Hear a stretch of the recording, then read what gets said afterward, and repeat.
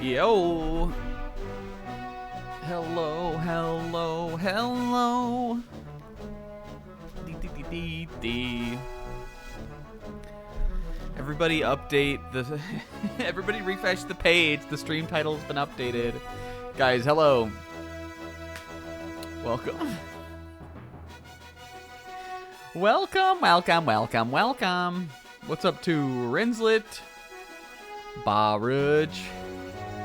Gaunt. Jet Washed, 3 out of 10 Manai. It's probably a 6. That feels generous coming from you, Isaac. What would you have rated Jet Set Radio? Zebra. Kingo. Isaac, thank you for the 200 stream streak. Isaac, next Sunday, you should go do something else. Yeah, that 200 streams, that's too many streams. That's too many for this. Buddy Bro and Pixie. Guys, hello.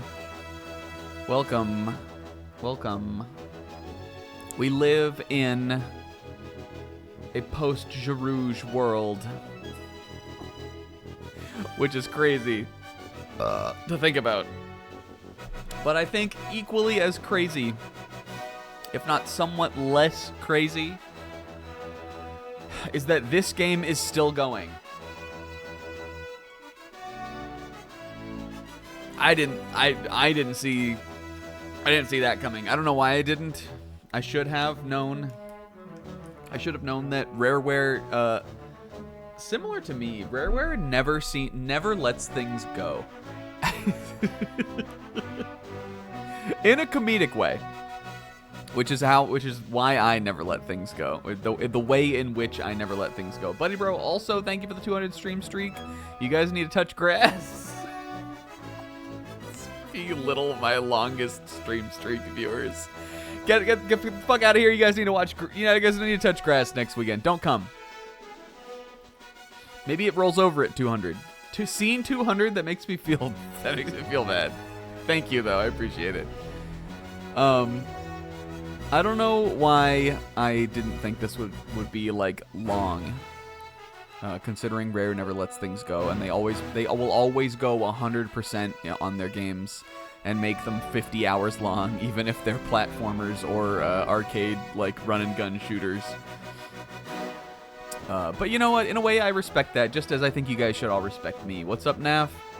Let's jump to the Venn diagram. We got a couple updates here. I did not do this right as like 5 minutes before we introed the stream. I was not working on this literally like 5 minutes ago. It's fine.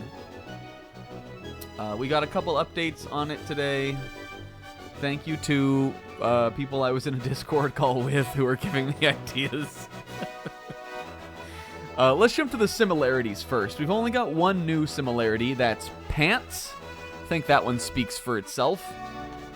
Both games contain pants. So, so that's pretty good. I think it's a smart, astute observation for us to put that in on the list. Jet Set Radio, at least from the information I was fed, seems to be a game about women who cannot swim. If you remember, if you remember in the women be drowning. If you can remember in the Koganecho neighborhood residential area level, there's water in that level, and if you jump into the water as Love Shocker, Gum, Mew, Piranha, Cube, is that all? That's all the women. If you jump into the water as any of those women, you get warped out and you get hurt. But in Jet Force Gemini, only women can swim, it seems, or at least only women can dive. So that's a good symbol. That's a good difference, I think, between them. Finally, again, another 07, another farewell. Jet Set Radio ended before Jarouge, just like we were just talking about. Jet Force Gemini, however, continues on. As every playthrough that either continues beyond or starts after Dark Souls 2 We pay honor to Jarouge in it. Jarouge, we honor you. Guys, thank you for watching. I'm going to jump off. I'm going to go touch grass. People in the chat having a 200 stream streak means that I've streamed 200 times. Which I know I have streamed way more than that, but I hate to look at a number that big. One day people are gonna have like a 500 stream streak, and I'll be like, oh god, what have I been doing? Guys, welcome to the show. I hope you're having a good Sunday. I had a fruitful weekend. My weekend was full of fruit. And fruit is good. And I'm sure we'll talk about it, but let's jump into the game first. Does anybody want to jump on multiplayer with me? Oh, Pixie, thank you for the 55 stream streak also. Well, I don't want to turn them off. Let's look in the options menu also. Can I see what these bonus features we've been unlocking are yet? This feels like this is like an input page.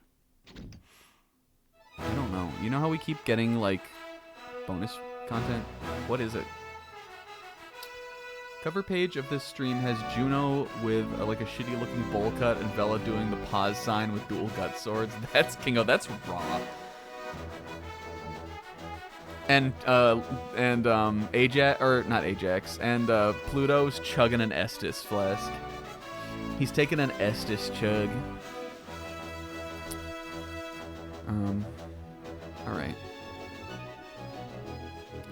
Vela's swimming around with Cozy She. I don't know why I said that. Cozy Vela. Vela and Cozy Sheep splashing around in the pool together naked. Guys, welcome to Jet Set Radio. Last time on the stream, last time on... Oh, God, Pixel. Last time, I don't even know what we did. But whatever it is, we've been doing it for at least 200 streams. We finished we cleared out Toffret. We cleaned out the spooky swamp level.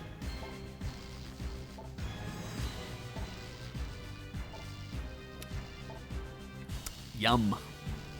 You guys like water? After that, we went to the SS Anubis. Where we made pretty good work of that level. We did pretty swimmingly on that one, except for the fact that we had this Floyd mission at the very end of the stream that was crazy, and that was pretty difficult. Bye, sis. See you later. And then we also did. We found another little couple side areas or two. I feel like we actually did a good amount last time. It's the first time so far that we have cleared out like 2 big areas. And on this one, I guess I have to first pick who I'm going to use next. I guess you can't look... Oh, I just discovered something. You can switch between Gemini with the LNR buttons on this. This is what they were asking for, right?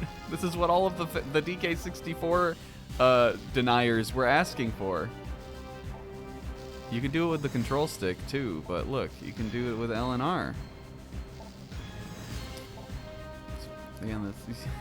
And to be fair, well, no, you really can't do it at any time because you still gotta. They are all spatially in different levels at different times. All right, I think you know what I think we're gonna do on this week. You know what I think we're gonna do. I think we might want Pluto for this, at least initially. I want to go back to Icor base. This was a big trial. This was Vela's trial on the Venn diagram, or Vela's ordeal. I'm sorry. You can see that 5 from the top on Jet Force Gemini side.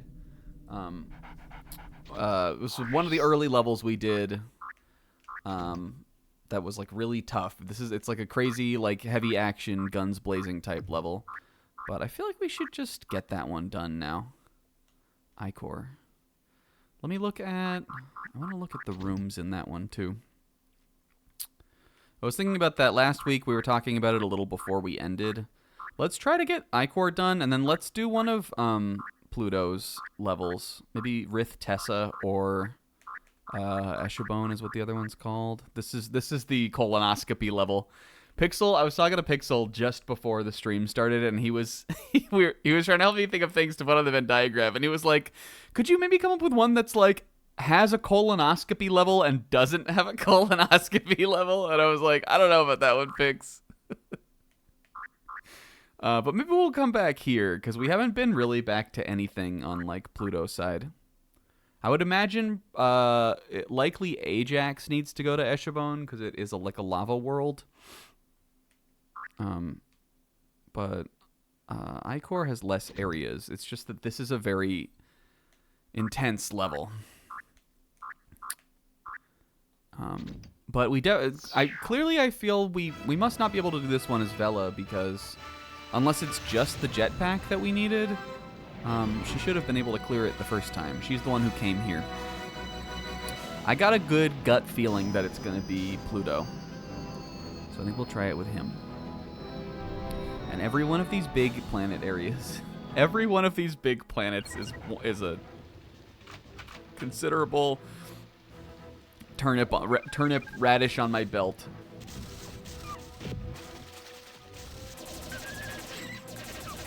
Or an onion on my belt, I guess. Guys, welcome to the show. Every one of these levels we beat is I'm gonna call that a turnips bro radish. I wonder how that guy's doing. What if he still watched, but he lurked only? Guys, welcome, one and all. What did I do this weekend?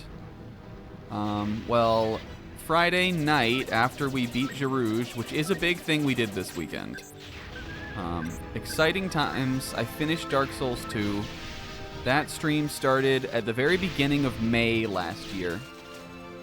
So again, it wasn't a year long, but it basically feels like it was. We had to go through a whole crappy work schedule I had with Jarouge. I quit my job with Jarouge. Jarouge and I walked out hand in hand, hands down each other's pants as we left the office on that last day. I don't know. Jarouge was with me through. I went to Japan and I ghosted Jarouge after that because I thought that was kind of weird actually. Jarouge and I went through a lot together, and it took a long time, but it's over now.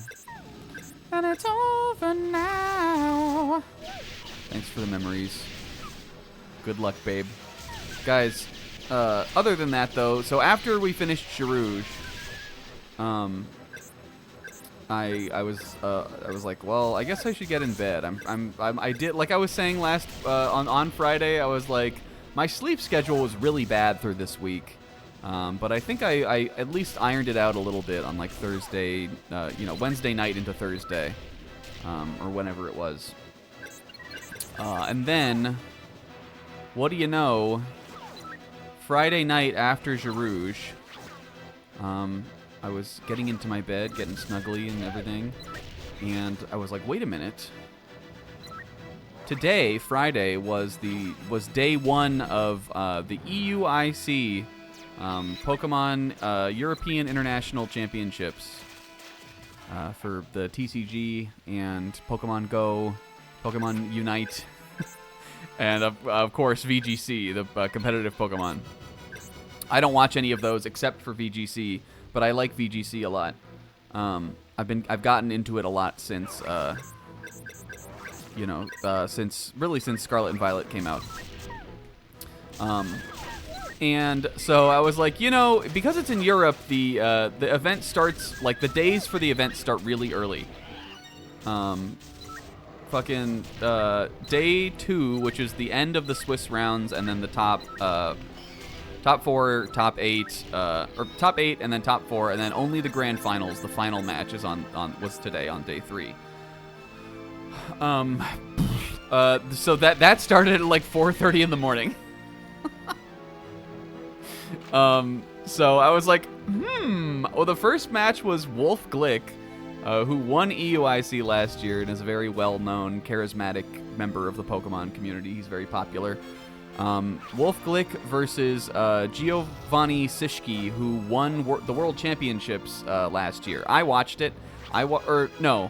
I'm sorry, I was playing Donkey Kong then. I watched his run all through Worlds up until the Grand Finals. And then I watched the Grand Finals game after my stream on Sunday, when that was sometime in the summer last year. But I've become a big fan of him because, one, he just seems like a good kid. Two, that World Championships, the highest level Pokemon event of all in the whole world that he won last year, was his first major tournament win. And I just think that is really fun and exciting. Oh, I bet we can go in here now. Yeah, we definitely did need Pluto for this because I don't think there's a jet pad in this room. He went straight from never even winning a regional to winning Worlds. So since then, I've been a fan of him. And I was like, I can't not stay up and watch last year's EUIC winner, who is also a content creator I really enjoy, battle the world champion. Like, I need to see that. If I'm going to see one game of this day 2, that's the one I want to watch. So I did stay up and I watched it, and then I stayed up for like another 2 hours watching the part of the day 2 Swiss rounds. So I was up until probably like 7 a.m. or so. Then I did go to bed. And I woke up around like... I don't even remember when I woke up yesterday. Like maybe 1:30 p.m. or so.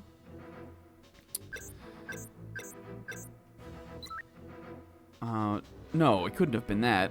It was probably like noon. I remember waking up. Yesterday was Valentine's Day. I remember waking up and I had a text from my mom, and she was like, "Check your door, dude." Yeah, somewhere between 11 and noon, because I got a text from my mom around 11:30, and I wasn't awake then yet. But I was close to awake, or maybe I have that a little off, but it doesn't matter. But anyway, my mom left me a Valentine's Day gift. She gave me some Kit Kats and a Barnes & Noble gift card, which is more than I was expecting. And that was nice. So I kind of, I woke up and I looked at my phone. I may have gone back to bed, but then I had to get up and get the Kit Kats that were at my door. So, but I was up super late. I didn't get a lot of rest until until last night when I went to bed a little earlier.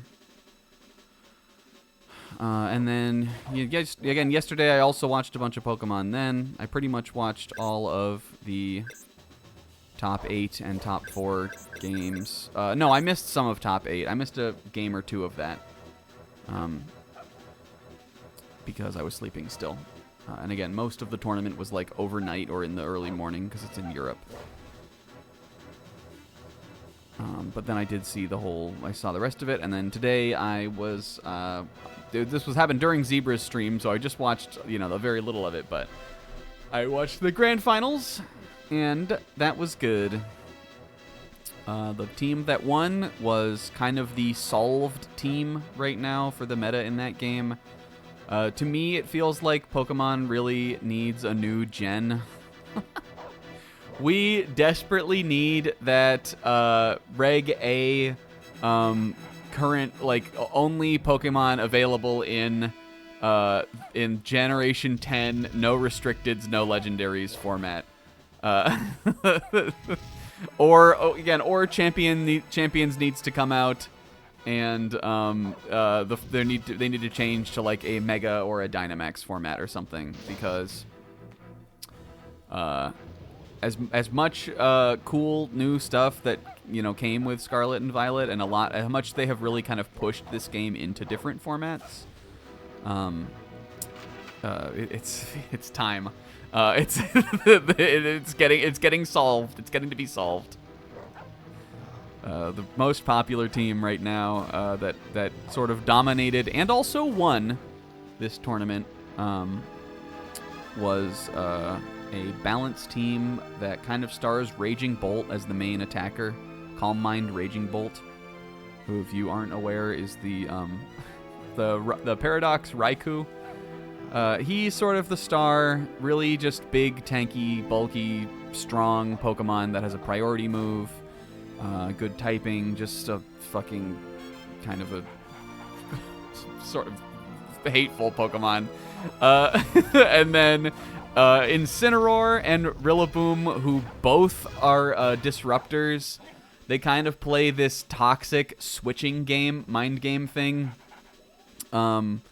where they can switch in and fake out and switch out, and the other one can switch in and then fake out. Incineroar always runs this ability, Parting Shot, that lets you lower your opponent's stats with priority and then switch out. Rillaboom switches in. He sets his terrain when he switches in, so you can beat other terrain users. And then Urshifu is another hateful Pokemon who hits through Protect. If you don't know, always lands critical hits. Another just very kind of over-spec'd Pokemon. Oh, I guess this is how I'm supposed to get into that other room, huh? Maybe? And then just some combination, Landorus or Ogerpon. That was the team that won. Fluttermane, also popular. But that core of Rillaboom, Urshifu, Incineroar, and Raging Bolt is like the meta currently in this format, at least. And that's the team that won the format, or won the tournament. But it was still a fun game to watch. The guy who won was clearly like a really skilled player. He basically knew everything he needed to do with that team to win, which takes skill no matter what Pokemon you're playing as, or any competitive game, even if you're playing with the strongest weapon. And that was fun to watch. Otherwise, yesterday I made massive strides on Bloodborne. Yeah, I was looking at it, and it looks like he won EUIC in 2023. So that's pretty cool. He's also American. The two winners, like the finalists in this European Pokemon tournament, Europe, which does have a lot of really strong players, were both American. It was USA versus USA. So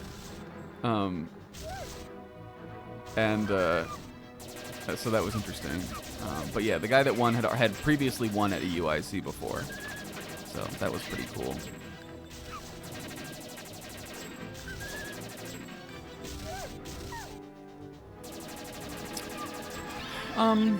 But yeah, so other than that, I made huge strides on Bloodborne yesterday. I had been waiting for, like, I don't know. Well, actually, I know exactly how long it was. It was about almost 2 weeks. I had been waiting to do the final boss of the DLC until I was in like a call in like the Rinslet Discord server, so that I could screen share and show off my progress on the boss. There are tribals down here. I should just get them. And yesterday finally was sort of like the time, so I did it. I went for the DLC final boss. If you don't know, most people call that the hardest boss in Bloodborne. There were definitely ones that took me more time, like more attempts and more time to learn than this guy. But most of those were stupid bosses that I was not high enough level to fight in the Chalice dungeons. Other than that, I do think he definitely makes a case for the hardest boss in the main game. And I played all day against him, or not all day, but for a number of hours against that boss yesterday. It started out pretty overwhelming. I started learning, every way to dodge, every bit, every attack, every range, all that shit, so I could beat him. Got pretty late into the night. Again, I didn't get very much sleep, so I was already feeling kind of like I was fading. We made a lot of funny jokes while I was running those attempts, such as what if Sizz was in an isekai and all of the characters were characters from Epic 7, which is like a gacha game that Rinslet and Beck play. We invented a Kindle that was used for pornography, which cleverly, I would say, personally, I think cleverly I suggested be named Skindle. Like Skinamax, something like that. And then Sizz came into the call and said, nah, that sucks. We can do better. What about Cumdle? Which, to be fair, was funnier. Sizz proposed then that it shouldn't be, instead of being called Skindle, it should be called Cumdle. So I don't know. We were making a lot of funny jokes. We talked a lot about placentas. A lot of invocations of queefing happened. There was a uterus yo-yo, menstrual pulse, queef. There was queef bowling. These are all the attacks that the final boss of the Bloodborne DLC does. Menstrual aura, queef bowling, and I still didn't beat him. I was having a lot of fun. I never really got frustrated with that fight, like I have with some of them. Some of those Chalice Dungeon bosses are frustrating, and I will never fight them again. I'm doing that now for the trophy, and if I ever play Bloodborne again, I am not engaging with that content another time. I don't feel it's really worth it. Now that I've done it once, at least. I think it's worth doing once. I don't think it's worth redoing. But anyway, the boss was hard. But it was fun. I had a blast learning all of his moves and abilities and stuff. I just was getting tired. It was getting late, and so I was like, I think I'm gonna put it down because I don't want to get frustrated with this. I would rather come back to this another day and beat it, because I know I'm close. I know I'm like really close on it. I definitely will be able to beat this soon. I was not planning for that day to be today, but around like 5 in the afternoon today, I was texting with Rinslet and I was like, I want to fight Orphan of Kos again. And Rinslet was like, you should do it. And I was like, yeah, you're right. All right, get on. So the call from yesterday was resumed. We picked it back up. And I beat him. I beat him in about maybe, I don't know, 4 or 5 attempts. I just got in. I died a couple times to warm up, and then on the first really good attempt, I beat it. And that feels good. I've been afraid of that boss forever. Like I was saying, until like Sekiro and Elden Ring came out, I think from at least my understanding was that this was the hardest FromSoft boss.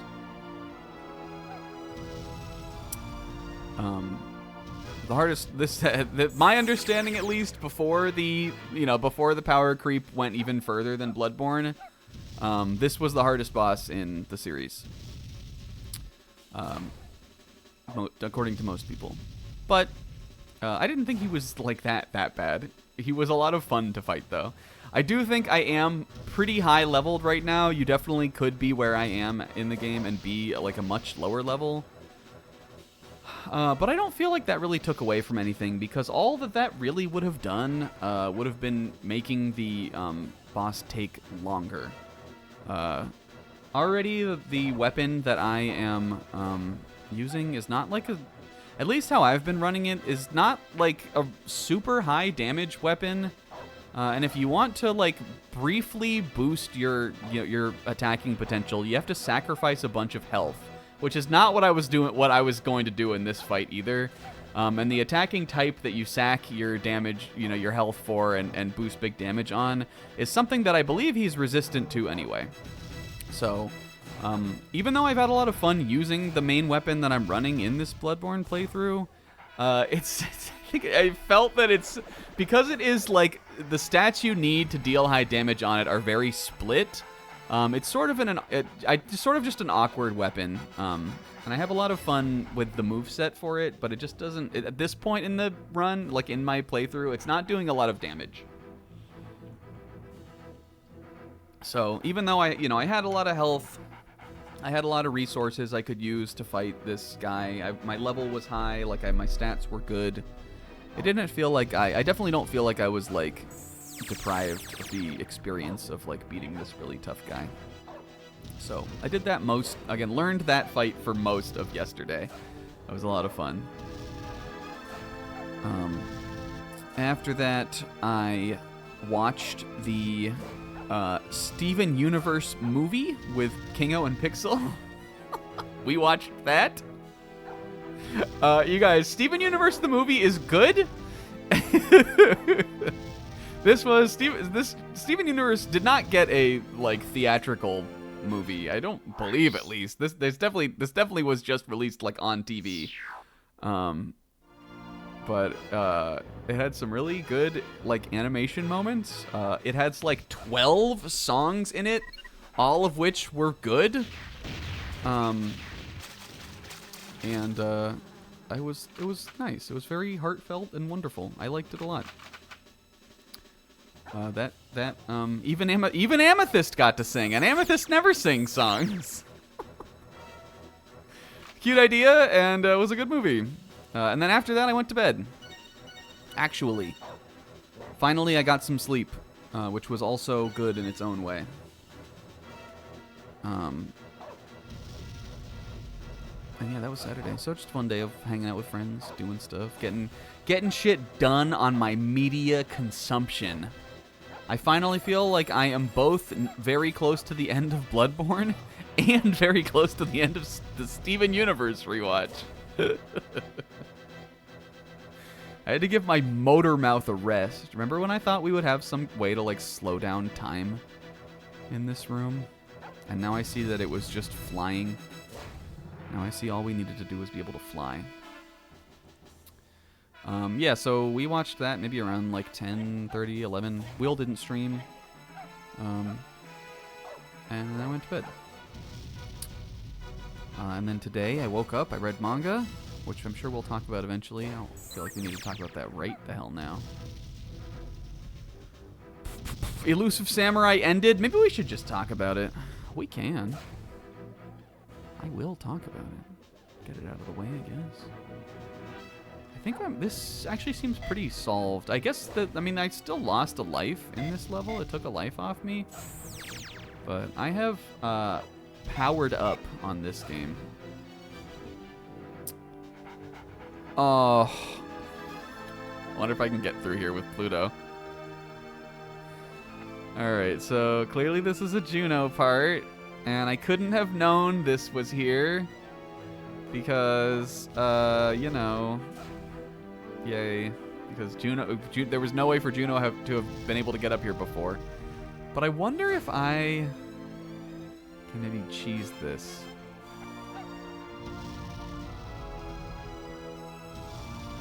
Oh, this is just for a bonus feature anyway. Oh, I totally can cheese this. Alright, well, good then. I guess we didn't, like, preemptively... Oh, wait, unless that's a door that only Juno can go in.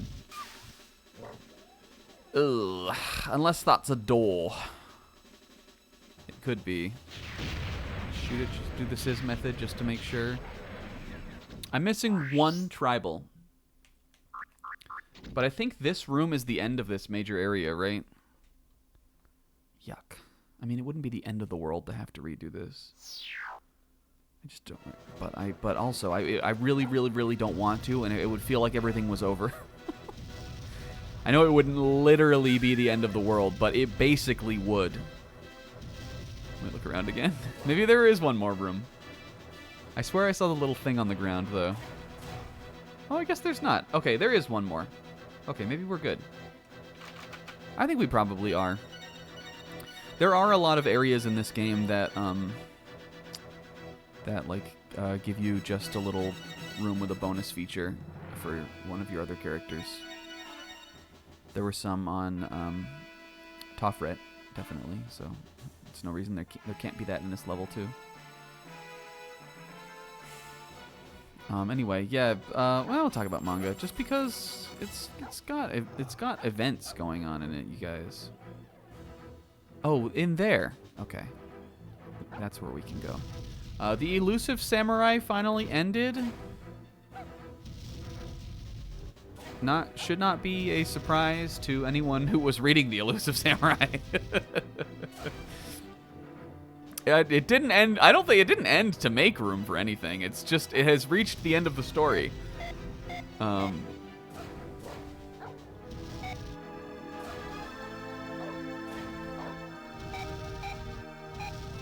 Yeah, they added 3 new series in Jump over the last couple weeks. I think because they knew this was ending and they knew they were axing 2 series. But that finally has happened now. The Elusive Samurai had a very good ending that I liked a lot. I'm going to talk about it here. Spoiler warning, if you care about The Elusive Samurai, don't listen for like 15 seconds.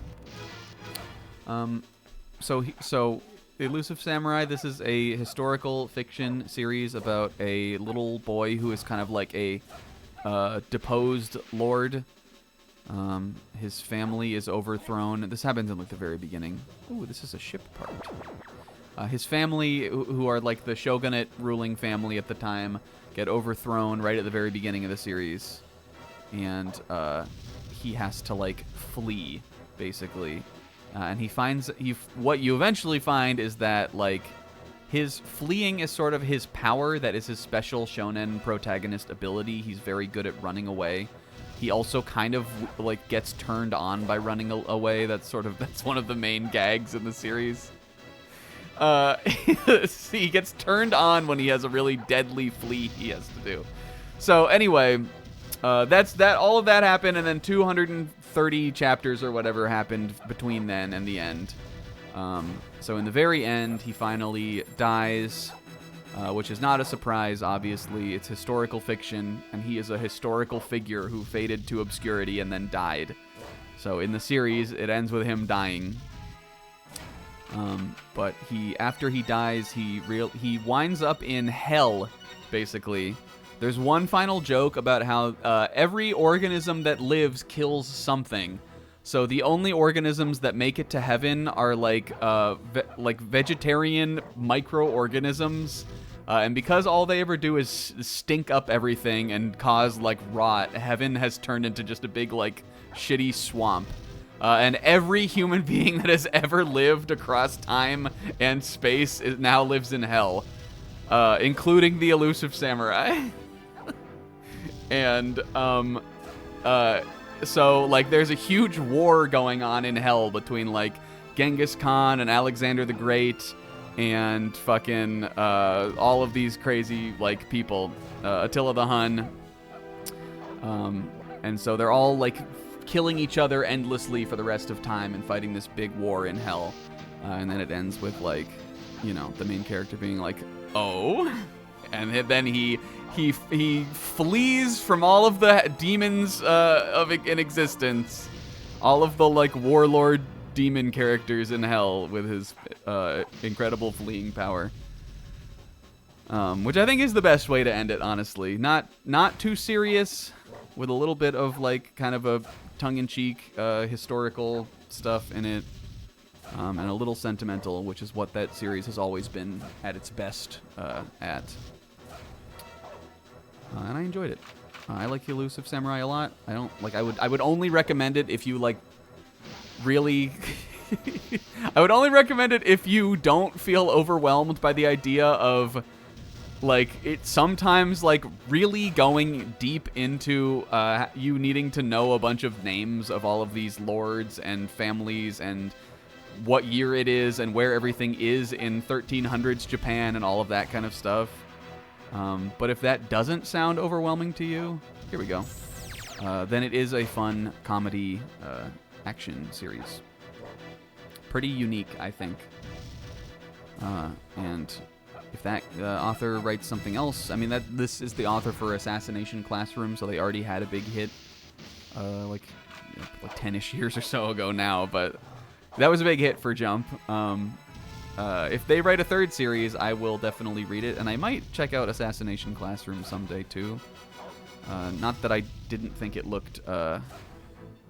I've always thought that series looked kind of funny also. But you know, now that I've read something else by this guy, I would be more inclined to read that as well. Other than that, though, chapter of the week was One Piece. I thought it was a great chapter. Not only did One Piece have a very raw, badass moment at the end, but I thought all of the kind of emotional content up to the last couple pages was great too. The little kids all the little kids all walking off a cliff trying to act super tough.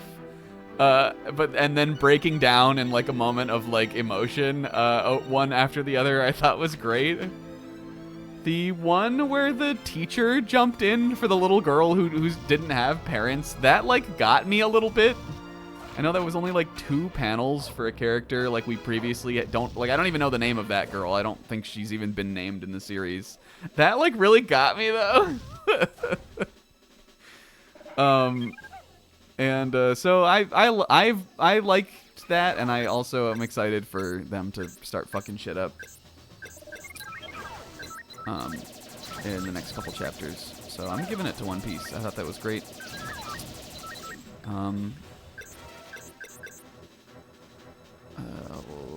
Akane Banashi was good. It had some cool pages.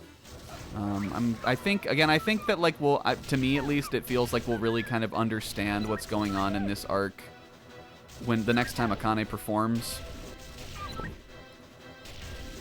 So I'm kind of excited for that to happen. But I don't think that was one of the best chapters so far. I think Zebra was saying, it felt to me like it was a little kind of by the numbers, Akane Banashi being.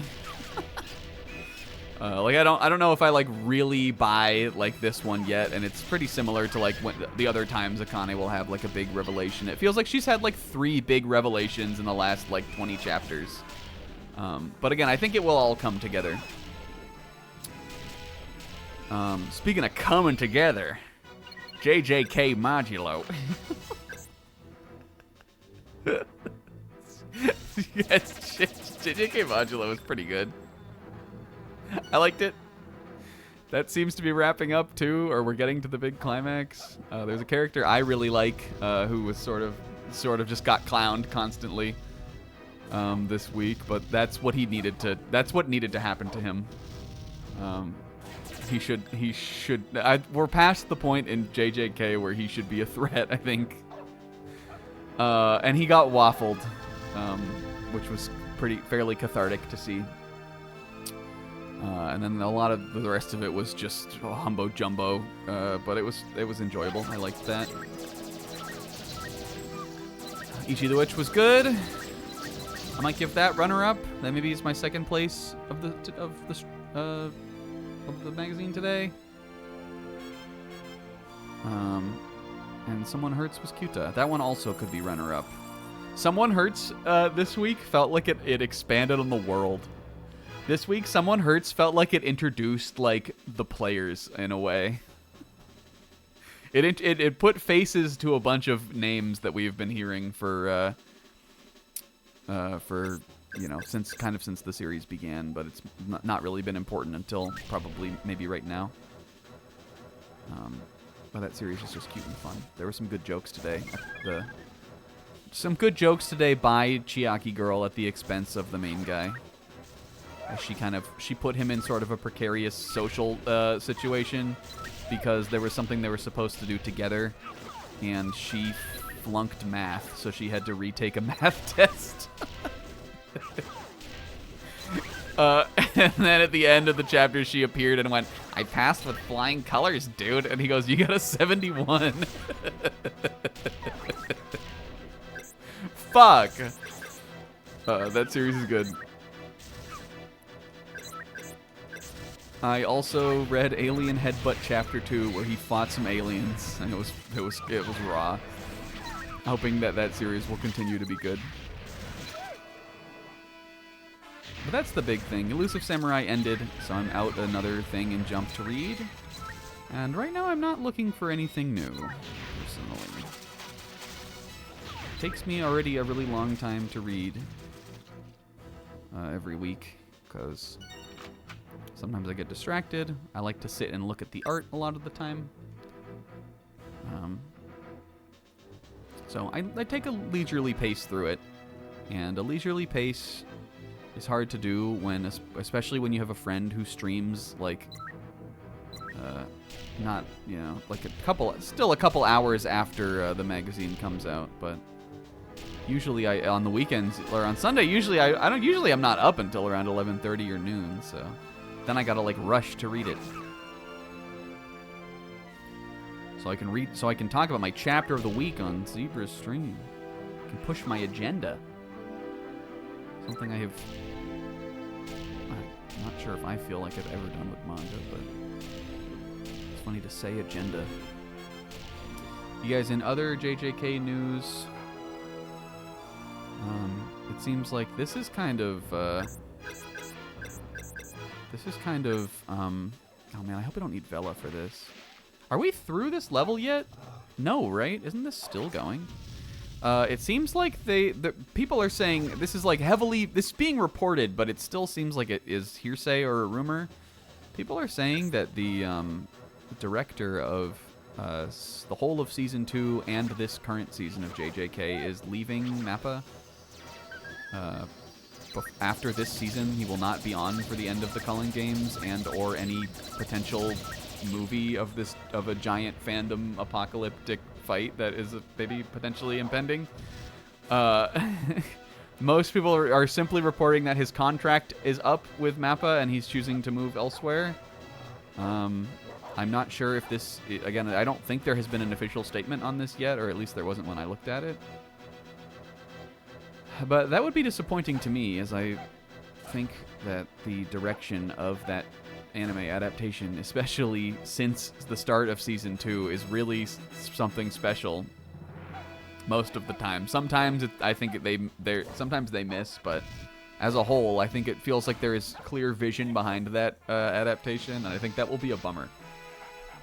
So if people have been sort of doom posting about that, but you know, I'm not sure if we really know if it's even real yet or not. Anyway, though, that's all that nerd shit out of the way.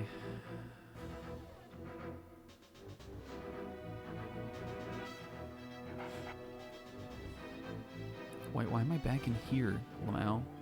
Unless, is this a different room? Wait, how did I get in here? No, this is different. The other room that we were in that looks like this didn't have the health gems in it like that. Yeah, the woke manga agenda. Pixel has been really into the woke agenda lately. I've really been into looks maxing myself. I've been into cortisol spiking. So, you know, we've had a lot of interesting conversations on the dichotomy between the two of us.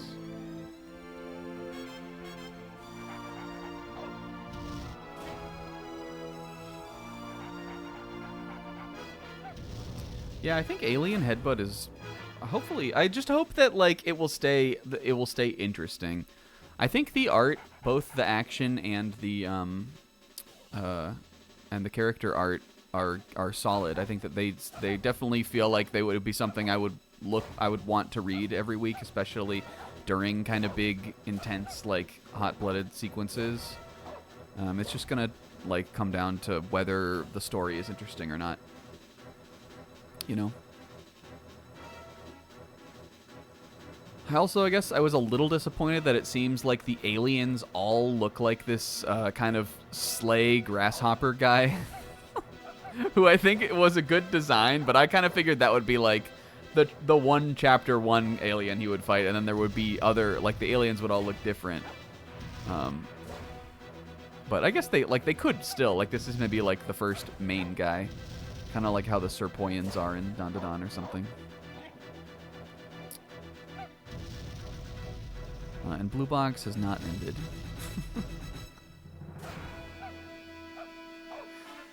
Otherwise, though, yeah, I beat Orphan of Kos today. Watched Zebra stream. I read manga. I ate Kit Kats. It was good. And look, we already finished an area. And I got 100% accuracy with my homing missiles, which home in on the enemy. I would hope.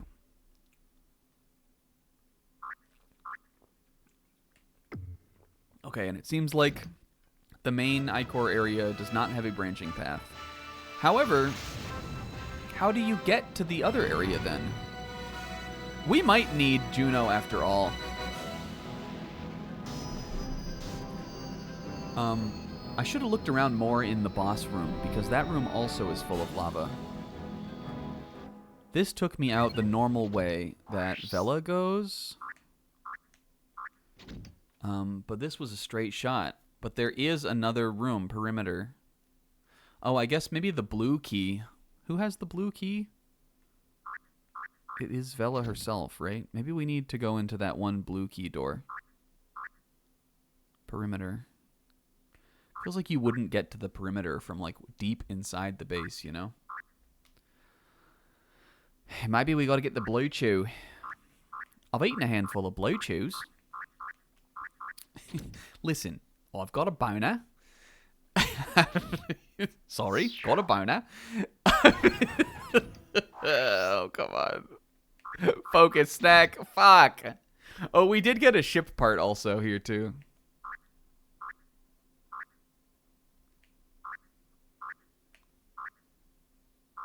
We got Vela's hatch.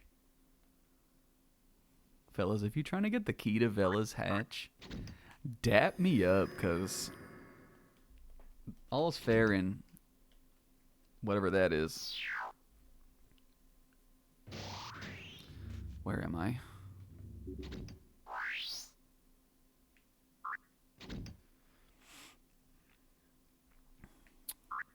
Okay. I don't remember what I was watching, but I was watching some stream or something the other night, and I saw Sizz say, "This is like the big pyramid in Mizar's palace." Oh, he was like watching another game. He was watching something total. Oh, I think it was the enemy base in 100 Line. Sizz was watching, I think it was 100 Line, and Sizz goes, "This is kind of like a Mizar's palace," and in that moment, I was like, yes. If I can get things from stupid-ass old N64 games that nobody else has played before watching this stream into the group think of the Steenerverse, that's one of my many goals in doing this endeavor. I will spend 200 streams in a row trying to make that happen.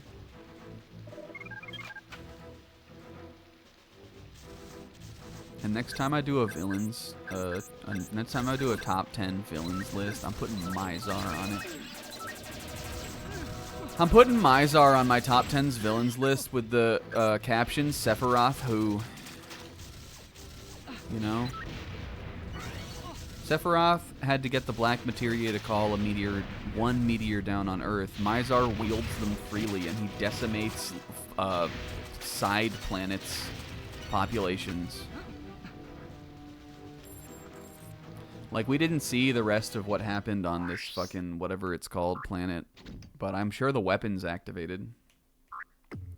I'm sure fucking Gem Quarry, the weapons activated, and they woke up, they tried to stop everything. I'm sure all of that did take place. It's just we weren't there. Mizar. What's up, idiotness? Remember that trivia challenge stream we used to watch? Yes, I do remember that. I never played that too extensively, but I did a couple nights. I remember playing that with you guys, and I certainly remember it being like on during the old Skype call days and stuff.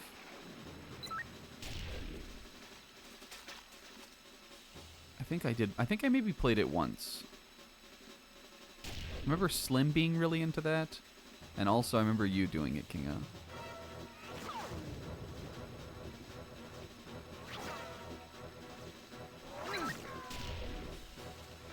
Specific memory of one of the questions being, what is Kefka's theme called? And one of the answers was like, one wing? Don't make me laugh. That's awesome. Like, that was one of the fake answers. One clown-shoed comedian.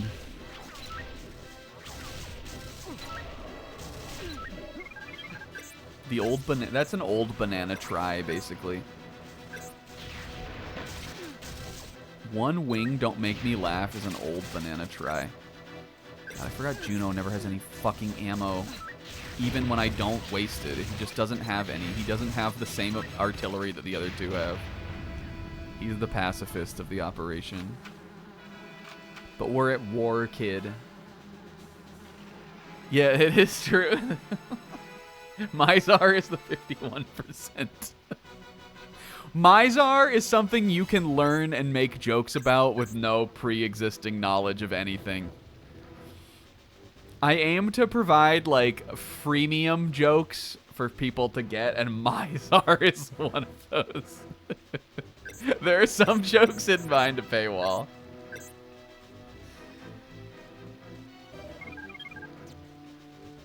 I thought there was one more guy here. Referential knowledge of Mizar, the villain from Jet Force Gemini. Okay. Oh, fuck, wait. I forgot about the blue door. You don't have the blue key, right? Blue Chew?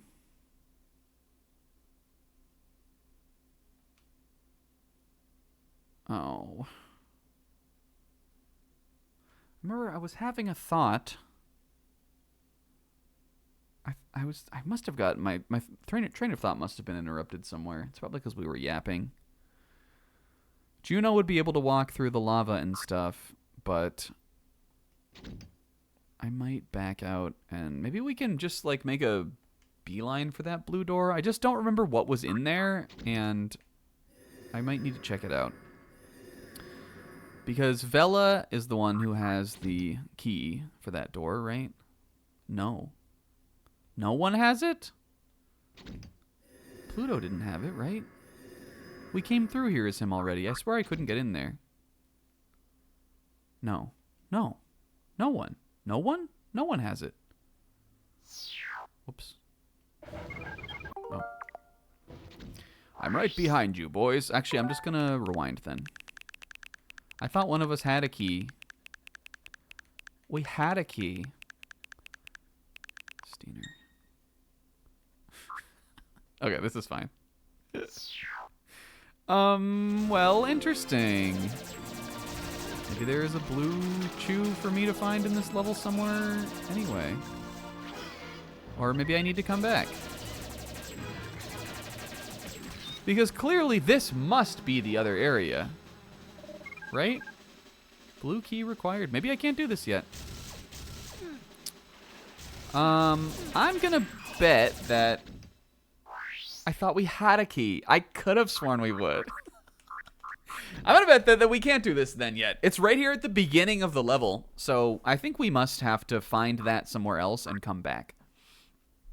But this is good. We got the main Icor base level cleared out. 15 tribals, that's a lot of tribals.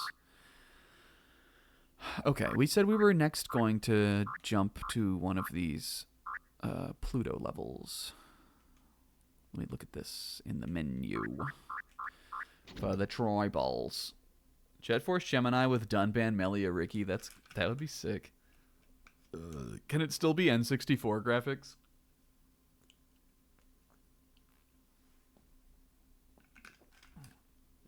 I think, you want to hear my take? I think Rare could have got the Wii Xenoblade face textures. I think they could have made that happen on the 64. Those are not high resolution textures, but I'm sure they would be pretty impressive textures for the 64 hardware. But I think Rare could have done it. I think Rare could have did that. They had a way. How come didn't get any in Peak? Walk down me on the walkway? How come I didn't get the tribals on that level? Was there something in there that I maybe forgot to do? We've been to that area. Walkway. They're not saved. Maybe I never like entered and left. I'm not saying Rare could have, just for the record, I know this is not what Will's implying, but I'm not saying Rare could have got Xenoblade Chronicles 1 running on the 64. There's no way. But I'm saying is they could have got face textures that looked comparable, with parity to that, possibly. Those Xenoblade 64 would be awesome. I would love to see how someone would interpret that. Somebody make that in like Kirko Mod's like Banjo-Kazooie Maker engine or whatever.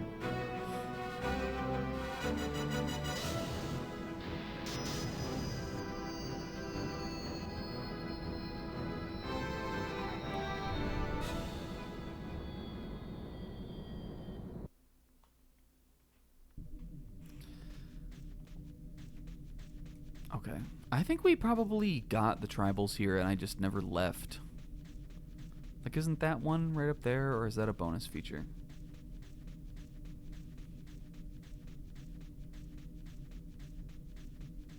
This area is cool. When I was a kid, these would have been my like favorite parts of the game. This is the area that if I was like watching my friend play this, I would have gone home and like remembered this part for some reason. Do you guys ever have that with like when you were a kid, I guess, like before you could watch a fucking let's play of whatever you wanted? Did you have, when you were a kid, like did you have like ever have an experience where like you watched a friend play a game and there was like one magical part that like stuck in your memory? That was me with, eventually as a kid, I did myself play Banjo-Kazooie. I never like beat that game as a kid. DK64 was like my main Rare game like that. But I definitely did eventually get like a good experience of playing it myself. But before that, I like watched a friend play it probably like a year or so beforehand. And the only part of the game that I remembered was him playing Freeze Easy Peak and like running up the scarf on the snowman, which is definitely like the memorable part of that level, like the most memorable part of that level, and it definitely, I would say, is possibly the most memorable level in the game. Though if he had gone to Mad Monster Mansion, I know I would have remembered that too, because I loved that kind of stuff. But so like for a while, like until like finally I had a friend who was like, I'm gonna play through this, and I was like there to watch it, and then like you know, I would play it with him, and then I think I probably rented that game once. We definitely didn't own that one, but I remember like I played a lot of it. Enough to the point that like when I got all my 64 games in high school, when I started collecting, I knew that was one of the first games I wanted, and I remembered enough about it to like remember all the levels and beat it and everything. But before all of that, before I became really experienced with the game, that was like the thing that stuck out to me about it. I had another, and this is like a funny one. I had an association like that, and still do, with the level Mad Space from Sonic Adventure 2. Which, if you talk to anybody who loves SA2, they'll tell you that's one of the worst levels. But when I remember the first time I ever saw that game, I remember that was the first level that was played by my friend who was showing it to me. He was doing a playthrough, I guess, of Dark Story, and they were on Mad Space. So really memorable to me was that like Rouge and like the like sexy Rouge music theme of that level, and then the cutscene where when you fight Knuckles, like Knuckles and Rouge like flirt with each other at the end, and I was like, blush. And then they showed me the Chow Garden, which is when I was a kid at least, what I liked the most about SA2, and that's what I cared about getting. That's like why I really wanted it, was because I wanted to play that. I was one of those kids.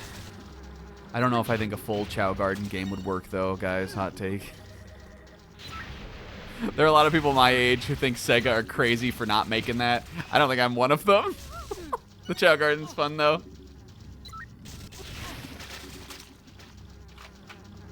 And it's what I loved about that game as a kid. But the first time I ever saw it was Mad Space. And that level sucks. But I was like, damn, this looks like this could be a game changer. This looks like this could be what my special interest for the next 5 years. I might get unreasonably attached to this franchise and make my whole personality about it, and I did for a while.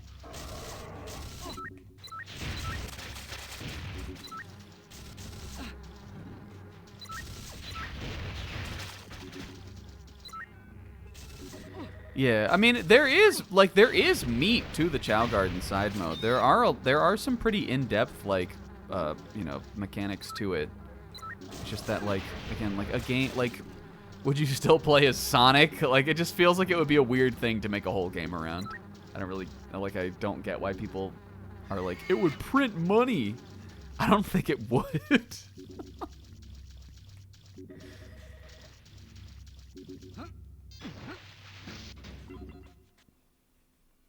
Okay, well I have... Oh, I wonder if there's like a Dark Souls way you could go down there.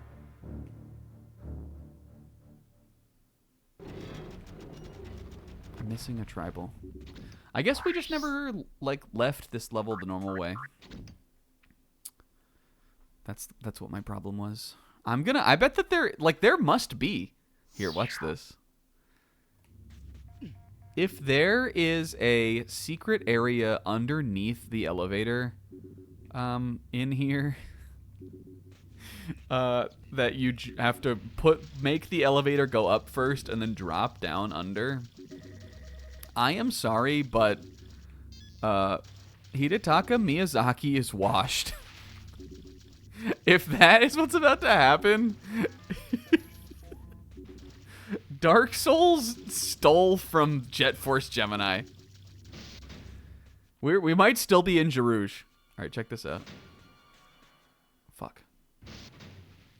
It can be done. I'm going to this mode first, I think. Whoops. I still have no confirmation. Is that the same... It's the same room also, I guess? I guess it is. I wasn't thinking that the one at the end of that hall had a, like a loading zone between it, but like this one does, but it does. Whoops. Yeah, this loops around. Either that or there's something I can do with these pipes, but even Pluto is not, like, big enough to get in there. No, it must be different, though. Comes out a different door. It must be a different elevator. Can't stop. Either that or there's something I have to do with the fish. Did I maybe not have rockets last time I was here? Can I blow open the fish tank? Then the fish tank. Can I throw a remote mine on the fish tank? Doesn't seem like you can interact with the fish tank. We have fish food, but I don't see a way I can get that into the fish tank unless I have to, like, throw it through one of the fucking pipes or something. I like in a little aquarium when you can see up to where the fishies get foods from. Thoughts? Was that stimulating?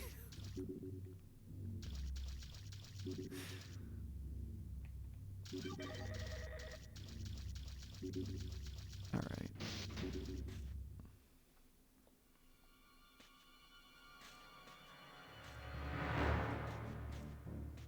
Whoops.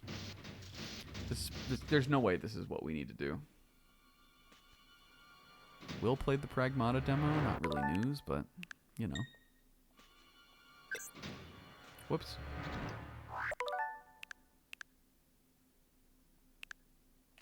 But, like, not if you need to put fish in the... Well, I mean, like, at an aquarium. It's only nice if the fish tank was already fished before you got there. I mean, I would like to put a little fishies in a fish tank. I used to have a little fish. Question of the day, you ever owned a fish? Watch what I'm going to do here. Sizz will be so proud of what we're doing right now, I think. If Sizz was here. Fuck. Oh, I did it.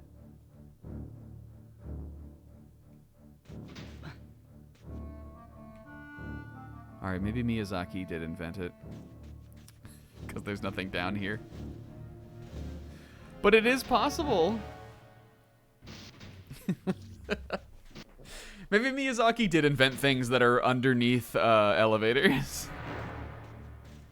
Have to make elevator go up, then go under the elevator. Yeah, I don't think I'll ever own a fish again, just because their little lives are so fragile. It makes me sad when they die.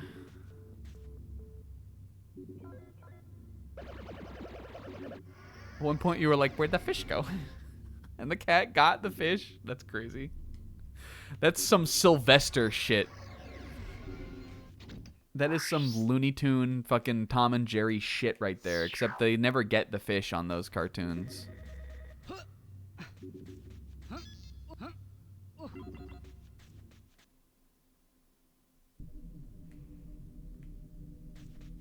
Alright, where could the last one be? I guess he could be out on, like, out on some rock somewhere. We have the jetpack on this screen.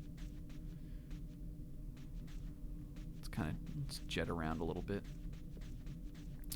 We're a Jet Force Gemini, right? What if Ajax and Vela got into Smash Brothers and they were called, first of all, they were called Ajax and Vela, but two, they played as like a tag team duel like the Ice Climbers. Tag team duo like the Ice Climbers. They were like a dual character. There he is. Would that go? We might have got that guy before. I probably just forgot he was there. And then my dumbass forgot to get back in the spaceship. Yeah, or they could be a change character like Pyra and Mithra. Getting wobbled by the Jet Force Gemini guys. And they had obnoxious tech like that. And Mizar got put in as a boss character. They added like 3 new boss characters that weren't in fucking Smash Ultimate, and one of them was Mizar. What if? Would that go?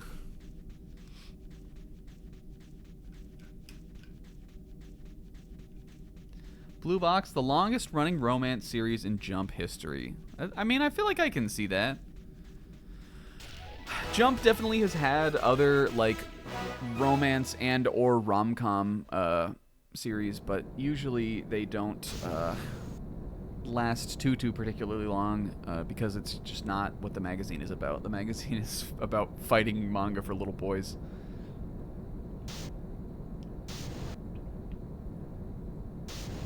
I am kind of surprised though that that it did pass Nisekoi, because Nisekoi felt like it ran forever.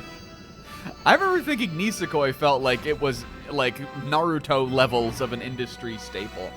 I can't believe that was less than 300 chapters.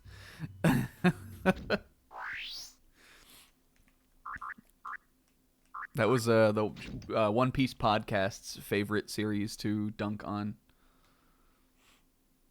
And by dunk on, I mean, like, they mostly just would make fun of it because it was, like, when it would get on the cover of Jump, they had a bit where they thought the character's name was Nisekoi.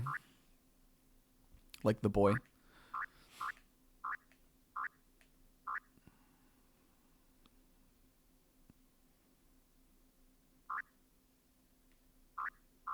Alright, well, where should we go then? Okay, so we did this. What one do you guys want to see? Do we want to see the sphincter anal probe level? Colonoscopy level? Or do we want to see Tessa level? I don't actually even remember what this level was. I'm going to be real with you guys. I don't know what Rith Essa is. But this is the one where you go inside the giant bug monster mouth thing. What were you, Rith Essa? You clearly have 4 areas. We must not have been here for very long, because it seems like we only took 10 minutes on 2 of the 4 zones. What do you want, Tessa or colonoscopy? Those are the binary options here. Hopefully I can find a blue chew. Because I'm going to need something to get me through this show. Favorite thing about reading Nisekoi on a manga site was the comment threads and all the discourse being like, can we stop pretending anyone other than the main two girls has a chance? We know he's going to pick someone who can't cook. Did he end up picking, is Chitose is the blonde girl from Nisekoi, right? I could not tell you what the boy's name is, but I think the girl's name is Chitose. She's the one he gets Nisekoi'd to. And then I know the other girl has, like, dark hair. Did he end up with her? Chitoge. Oh, maybe that. Chitoge, okay. She was the one that he got put in the Nisekoi with, right? Did they get together? Or is it him and the other girl?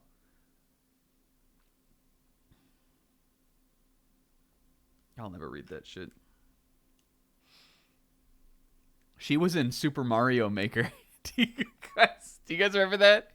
Chitoge was in Super Mario Maker. She was a wonder mushroom, or what were they called?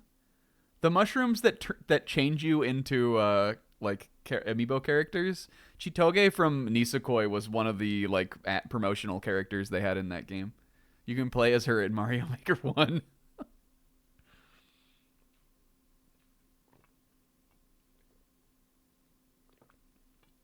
Couldn't tell you why. Mystery mushroom. There were a couple weird things like that back in the day. Like, did you guys know that there are there are Smash Brothers costumes in one of the 3DS One Piece games? And by that I mean, like, the One Piece characters are dressed as Smash Brothers characters. Do you guys know about that? They're pretty raw, too. I would pull them up and look at them with you guys if I could. I remember Frankie was Donkey Kong. Brooke was Marth. Zora was Link, I know. Luffy was Mario. But there were a few of them for sure. Okay. When the Amiibos came out, they were like... Nintendo was a little bit more like kind of wheel and deal with what they would do with them. I feel like Nintendo would never do that now. Maybe they still would with One Piece because One Piece is so big, but I don't think they would have let Nisekoi get back into fucking Mario Maker these days. I don't know if they would have done that. The Wii U era, they were trying to keep making money. All right, I guess we're doing... Let's check out Tessa. Clearly this is a planet we have not been to very much.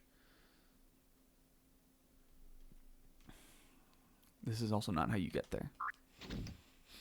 I want to look at these again. Are there ones I didn't remember? I do remember Sanji Fox. Oh, Robin Samus. I don't know if I remember that one. That's nice. Nami Wii Fit Trainer Pog. Did they leave somebody out? No. I don't remember. I don't know if I ever saw Robin Samus or Usopp Yoshi.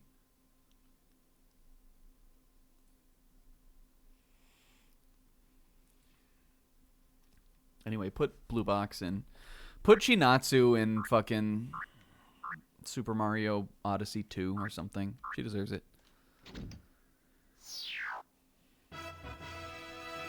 Oh, this was Tessa level. I still don't remember. I know I probably convincingly just now acted like I did remember it. I still don't know what this level is. I don't remember what we did here. Yeah, put Chinatsu in Mario Odyssey 2 as a character in the game.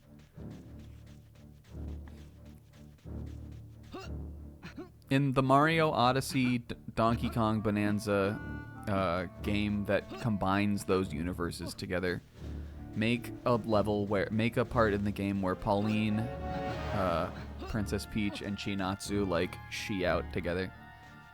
Fuck, this one has another Blue Chew. Well, we gotta find this Blue Chew. We gotta find a Blue Chew. We gotta find this Blue Chew before we go any further. All right, I'm going back to the colonoscopy level. I'm going to the sphincter level. Let's get our sphinct on. And I'm going to do this one as Ajax because this is a lava world. I just feel like if there is a blue gate in the very, like on the first screen of Rith Essa, we probably aren't supposed to be there yet. What's this? Oh, well, that's Wanda, but what is it, Will? Did you not so eat crepe?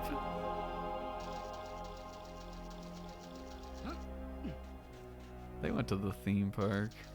Oh, that's good.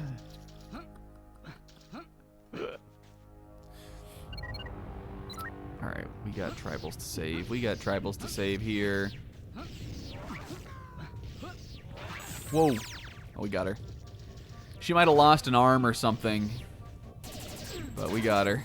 It's okay if one of her arms or legs has lost feeling and is completely paralyzed. She took a shot, but she shrugged it off. It's war. Things are going to happen like that. Build your character. It's space war. Definitely Pluto was the best character to do this level with at the start. This is back when we came here the first time. But now that we know that Ajax can walk through lava, he is definitely the best character to do this level with.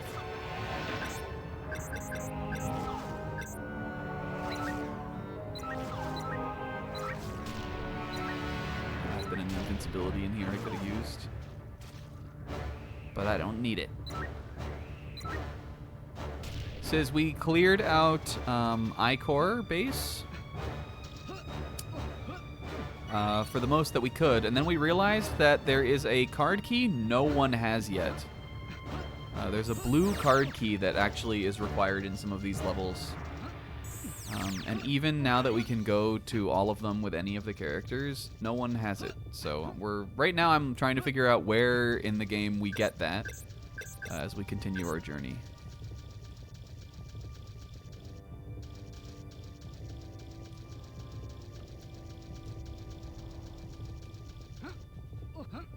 These absolutely hateful links.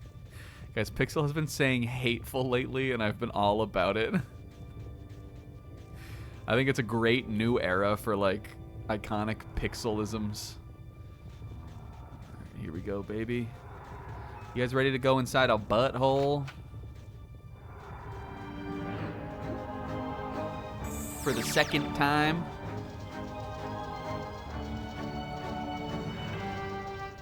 Save Eshabone for marriage.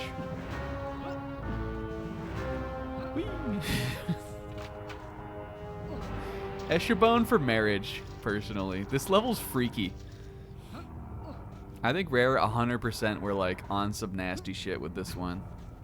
Even this like rimming like tongue butthole orifice entrance is like listen, it's a lot, man. I don't know. Or do you guys also thought that when it popped up, right? It's not just that I'm obsessed with licking buttholes or something. It's probably not that.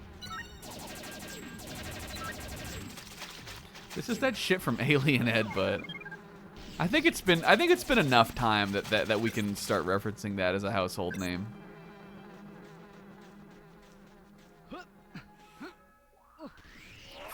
I don't like these enemies.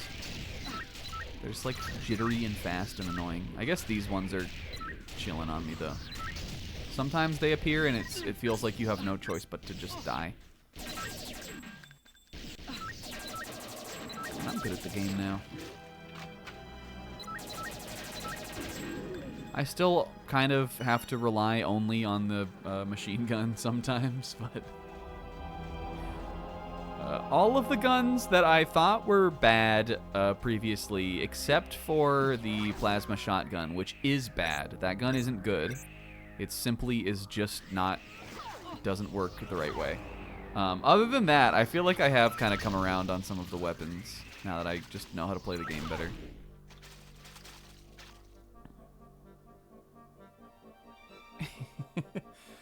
What the fuck? Did that thing like burrow into my chest? Ah, whatever. Suplex, baby.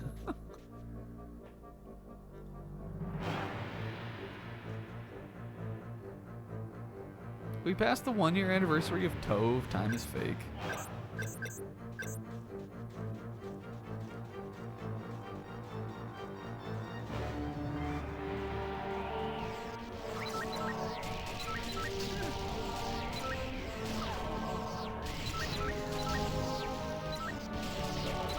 This creature has such spacious insides. Give me that head.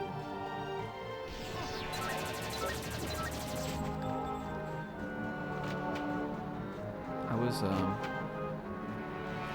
talking today at just thinking about Shonen Jump. I was talking today at Zebra's stream about and by talking I mean I was kind of bemoaning the, and this was like a long time ago.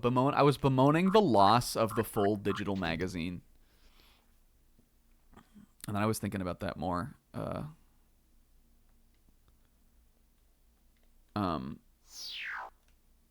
After the stream too. If you are like if you read Jump and are like in the Sis Manga House or just like otherwise just read it these days. Like, obviously, it's still good. You know, you still get to read the series, but there's something magical about flipping through some shit that you, something magical about like flipping through some shit some weeks that you like didn't know what was going on in it.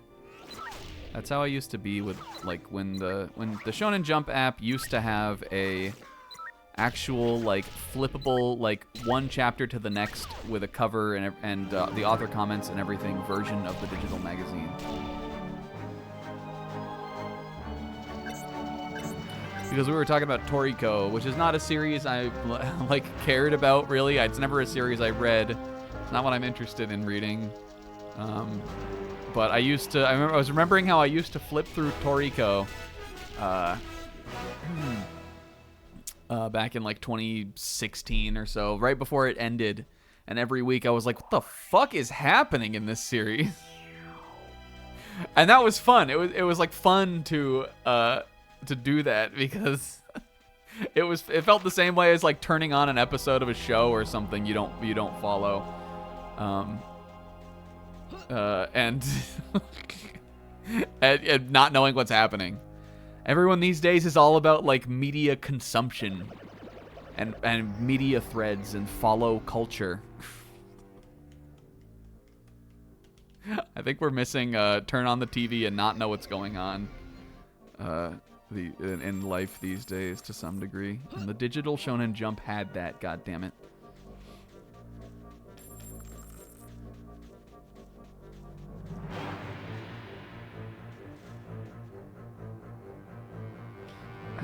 Yeah, Isaac had a laundry incident today.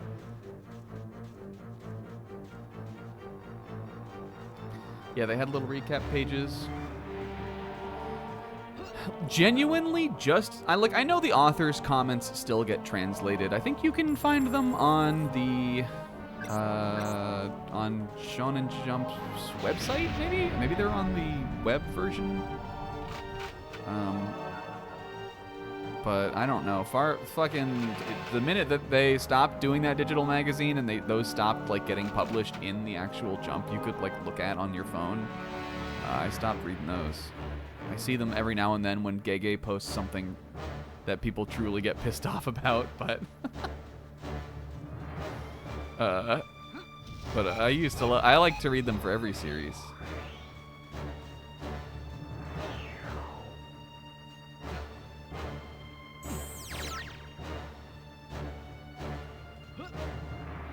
Yeah, they get posted, but like they used to be in the magazine. It was cool. It was like we were really reading Shonen Jump.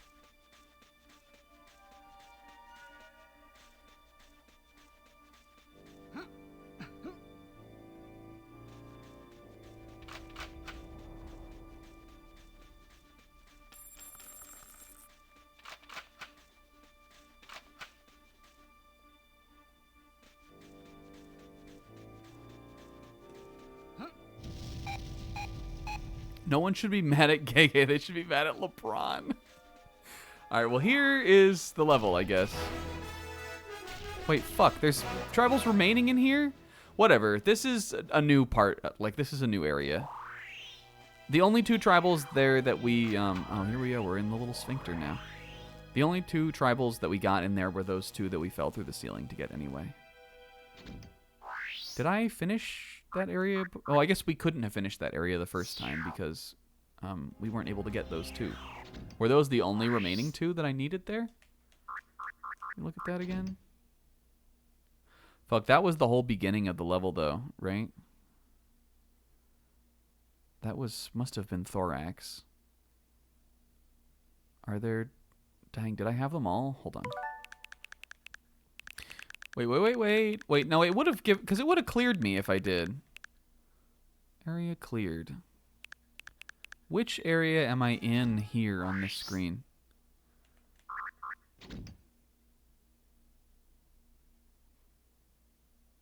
Okay, we're in Thorax. Somehow I'm... What? Is this before I got these guys? Did I miss two other tribals somewhere? I mean, if we're going to continue on, it doesn't matter, but... Hold on. Is there more... Sorry. Is there more level down there? No, that's the end of the level, right?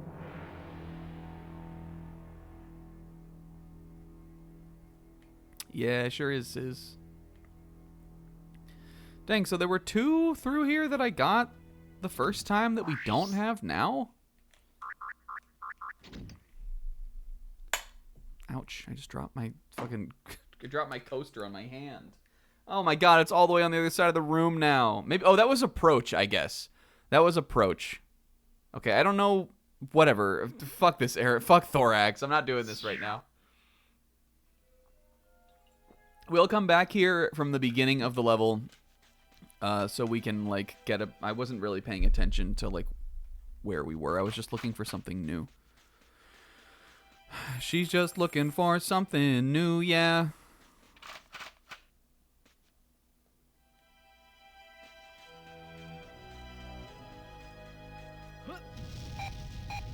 All right. What's going on in here, then? Whee! I'm going left, kit. And I'm getting my sniper rifle capacity upgraded. And I'm breaking the Hyman walls in here. Pew, pew, pew, pew. And it's glass.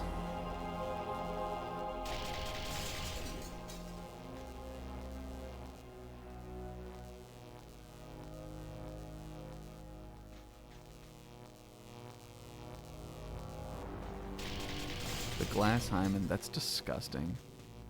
I don't know. I'm taking that one back, even though I'm pretty sure we said it. Ow! I'm pretty sure we said it the first time we were in here, too.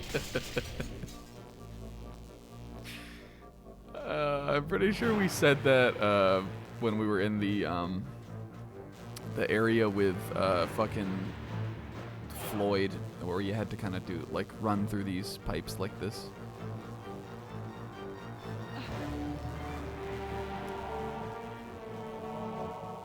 You're gonna love the glass Hyman arc. Yeah, that's like the counterpart to the fearsome womb.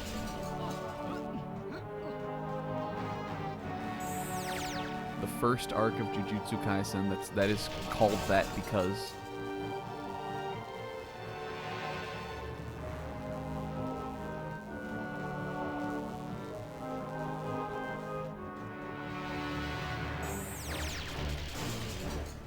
And Jujutsu Kaisen is a show about a spy. One of my favorite jokes from Arrested Development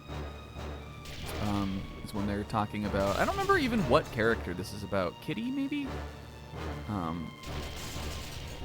Or is it maybe Julia Louis-Dreyfus's character? I think that might be right. I don't remember what her name is, but that sounds right. Or it could be about Rita also. I don't remember when in the show it is, but basically they're talking about like how like someone's like, you know, like slandering the Bluths, And Buster goes, she's a spy. And then they're like, we don't even know if it's actually her name. That could be an alias. And Buster goes, Alias is a show about a spy. That always gets me. It's such a funny, like, setup for a joke. Oh, fuck. Mother Brain?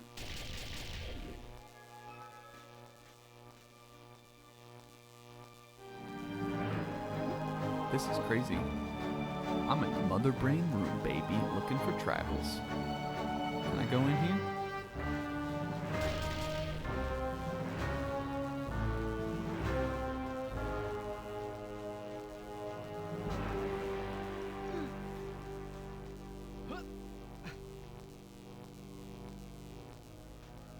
This is gonna be your classic Jet Force Gemini platforming room, so that's pretty good. Shit. Ah, oh, shit. Did I say good? I meant bad. I meant that sucks ass. We should have gone to Rift Tessa. Yeah, this is very Half-Life 1 room. This is going to be your classic, like, I'm getting to the end of Half-Life, and what is this room? Alright, how do I get up? Because I don't need any more of these Gemini. Did you remember that the health are called Gemini? Did you remember? I don't think that's why the game is called that, but I do think that's why the health is called that. The health pickup is called Gemini. It also does say it every time we pick up health, but I know y'all aren't looking at the screen for this game. We did Icor, but there was one whole part of it that we couldn't get into because we needed the blue key. But the rest of it we fully, like the whole long, big main room of Icor, we did. It actually wasn't that bad. I died once. It really felt like I had grown, skill level-wise. Obviously, I've grown in other ways, as has been proven. I felt like I had grown in a new way at the room, at the game. How did we fare on the pushing blocks room? I don't think that had a pushing... Oh, well, we played it as Pluto, so we just flew around them. I shot off my mouth about Bloodborne, and we flew around them. But maybe we could go back there, and we could fucking show how much my skills have improved in the platforming. I bet I would have crushed it, honestly, and I wouldn't even needed to use my JJK cope jumps. I think that's a ship part over there. But there are tribals in this area, right? Which one is this? Oh, we got them all, though. They were all in those tunnels. Okay, well, easy. Look, see, I think maybe we picked some bad levels to start with. I'm going to let you guys know, I was pretty doomer on our ability to make progress through this game. After the, first stream... The, first stream after, getting to the Mizar point and getting our new powers and stuff, I was pretty doomer on how long this was going to take.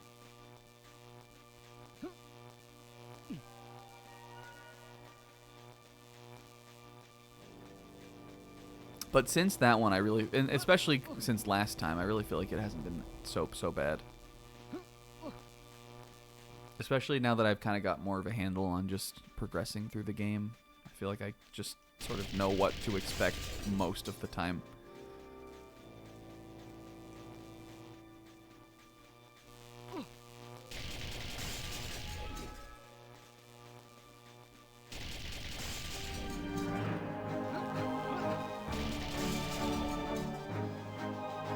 And this game is a game. Why is there electricity in your guts? Is it supposed to be like that? I feel like that's not healthy. Alright, cleared. Video game logic, am I right, guys?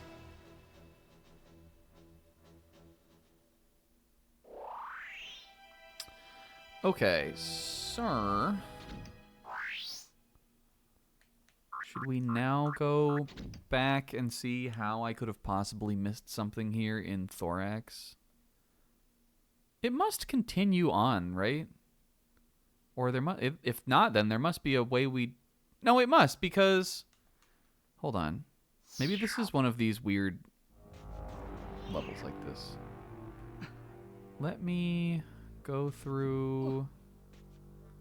Was I just... Oh, I think I was just looking at this as the... I was looking at the exit as the entrance here, and that if you can believe, that threw me off. Never mind, never mind. I get it now. This is the whole main part of the level. We were just looking at the wrong way to go. It was a bit of a air brain fart moment there. What are you gonna play now that Bloodborne is done? Well, Bloodborne isn't done. Because I have to finish the challenge dungeons. I am more annoyed already with the bloodletting beast.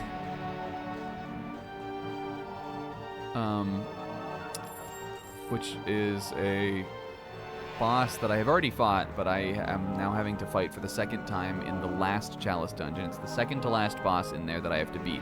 And then it will really be done. But I'm already more annoyed with that fight than I was fighting Orphan of Kos the entire time fighting him.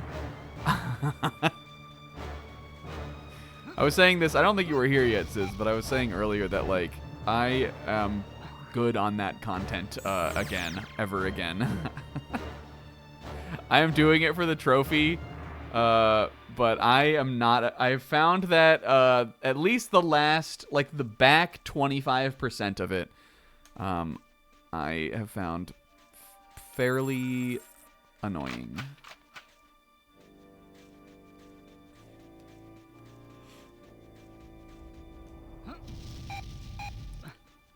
And the only reason really, like the dungeon crawling and stuff like that is like fine. Again, I don't think it's like interesting enough that again I would want to full clear it again, ever. But I haven't hated that. Like I like exploring the floors okay. It's just that the once the bosses start repeating, the like refight versions of them, I just think are so frustrating. In the how little damage you do to them. That's my only problem. It feels like it just winds up being, the case that you will fight a boss that just has you'll have to perfectly dodge the attacks of a boss that has so much health for like 10 minutes, die at the very end, and then have to redo it over and over and over and over and over again.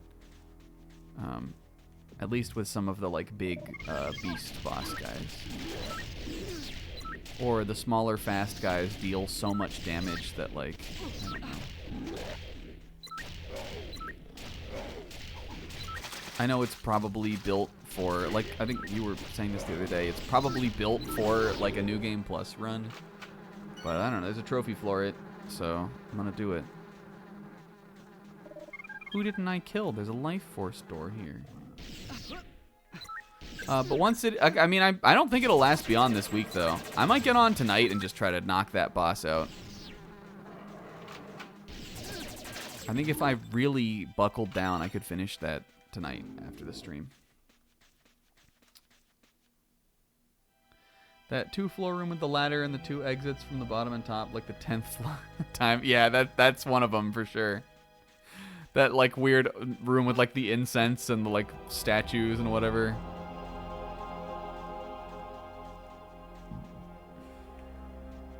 And I remember one of those specifically at the top of the ladder to get up to the second part. There are 2 of those, like, fireball throwing, like, wretch creatures that have like the big hood over them, and I just kept climbing to the top and dying to that. There's one later in the Chalice dungeons there's one in one of the later dungeons that has one of those hallways that branches off from the top floor, has the keeper enemy, and then like 2 of those like mega sized dogs. And That was obnoxious too. But yeah, there are not very many rooms for sure. But I don't mind it exploring around in there, especially when there's something you need that is like that you're like looking for. But the thing is that like once you have reached the like getting towards the end of the Chalice dungeons, there aren't really like you don't need for materials anymore either. I think if there was always a material or something worth questing in there for, which I would hope is how kind of Elden Ring's version of those goes, I would hope that that would make them more fun.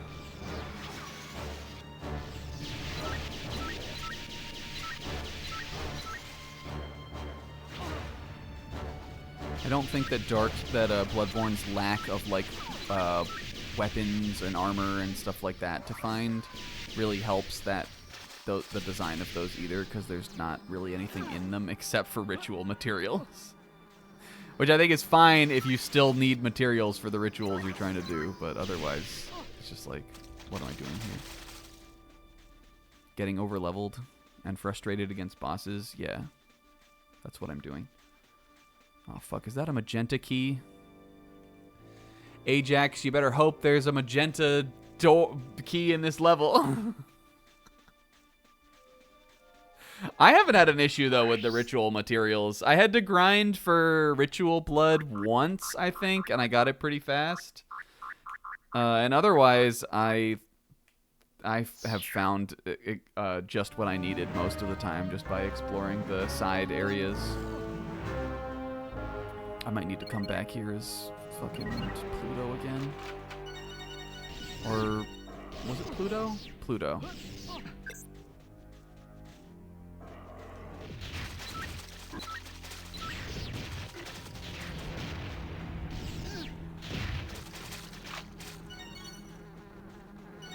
But maybe there'll be a magenta key in this level. Smile. I guess there was nothing else that like required me to come here as Ajax.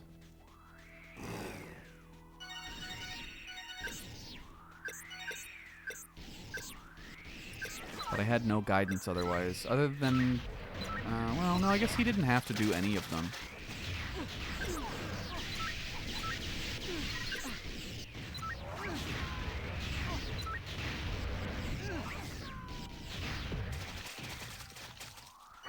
And there's a magenta key in this room. There is, right? There's a magenta key in this room for me. For me to get, for me to use.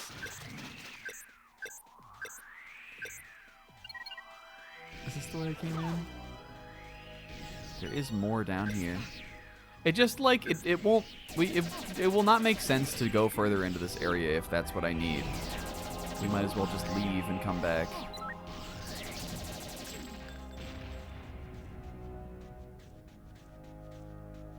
But shouldn't you be able to clear every... Should you not be able to clear every room with, or every level with every character? I believe that that is one of the tenets of this game. I believe that you can do that. So maybe we don't need the magenta key. Maybe that is just, again, like maybe that is like what's it called level. I don't know if I think maybe the keys necessarily are ever required like this, other than maybe the blue one. Except there's 2 ways to go here. I don't know. I am gonna keep going. I want to see if this proves my theory correct or not.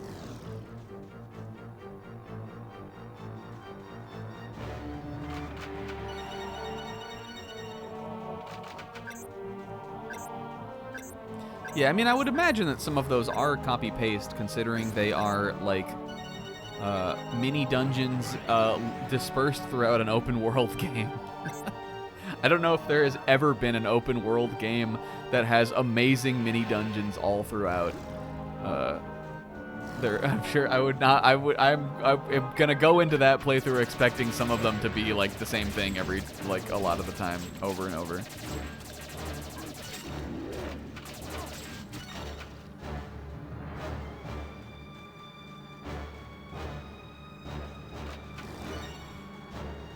Win streak ended with Mega Swampert. Damn. What was the win streak, though? How high did we get on the deck we theory crafted?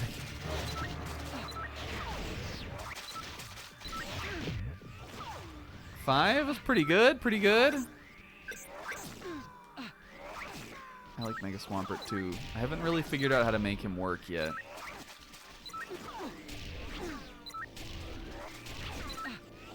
Or if he really has, if there's really much of a future for him working. I feel like I should be able to get to Master Ball with him, though, if I really wanted to. I should be able to I think I should be able to win in ranked with Swampert. He's a good card. I just don't think he's, like, top tier level good.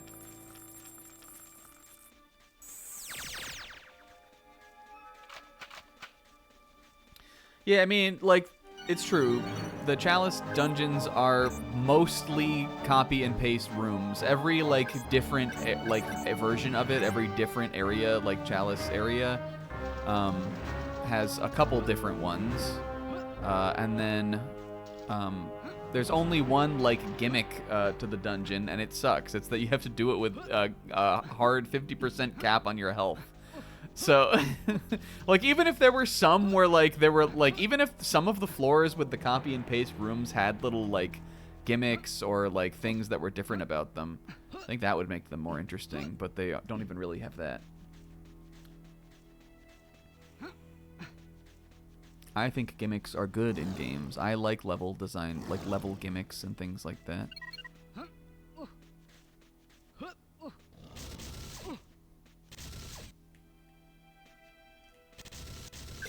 The spiders can see you from everywhere.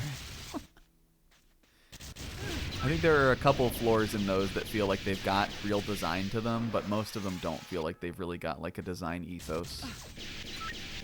Like a lot of the main areas of those kind of games do.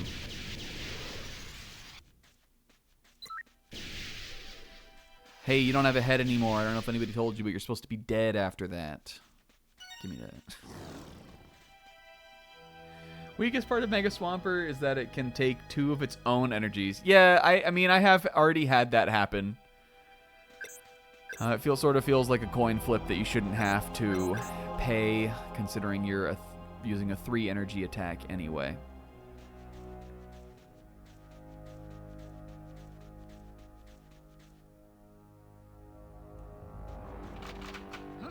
But it is definitely fun when you, guess what 2-star I just pulled? Trade me.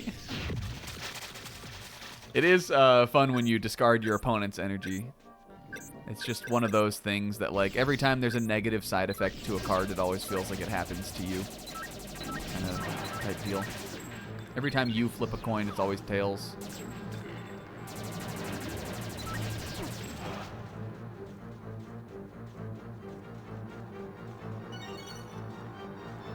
Just because it's more frustrating. We remember negative experiences more than positive ones, like Kako.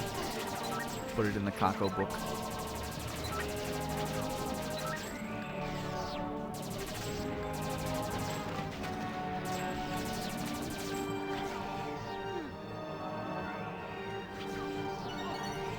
Every time you walk, you're on the wrong side. Were we talking about that recently? We were talking about that during the 2 favorite boys bracket, right? I also FaceTimed with Bobo and Odie within the last... Was that in this last week? Fuck, there's water in here now? Oh. Wait, haven't I been in this room? I guess I have, because we're going the normal way through this level. This is the end of Thorax. Fuck. Does Vela have the magenta key?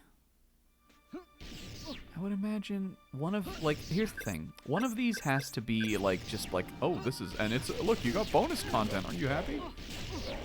And one of them has got to be real.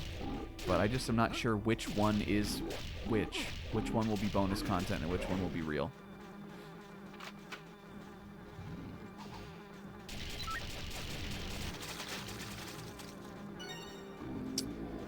So if we're going the normal way through here, there should still be 2 tribals to get, because we picked up 2 we didn't have before. Where are they? Are they how about in here? I remember, was this the one where we had to, like, jump across? That was a different level, I think. I mean, that was somewhere in Goldwood. Pop one of those gun ash things and my next shot will hit for 600 damage. That's pretty raw. Oh, no, wait, but maybe this is a loop around from there. Could be. I just don't know. I don't know why that would be necessary, but it could have been. I might just see it through to the end so we can get a lay of the land. It is going to require us having to redo this level right away, but that's the game we're playing. Sorry. That's the nature of the game. Oh, wait, there's the magenta key. It's just on this rock? I guess this is where Pluto picked it up, right? Well, that makes sense. See, look, I'm telling you guys, the design, it's better than I think we keep giving it credit for. I keep being afraid something is going to throw my idea of, like, Rare being a good game developer off. And I've only been proven wrong a number of times. I keep being afraid that the game is going to be stupider than it is, and only a few times has it actually been stupider than it is. All right, this goes back to this room, and then there's another magenta door through here.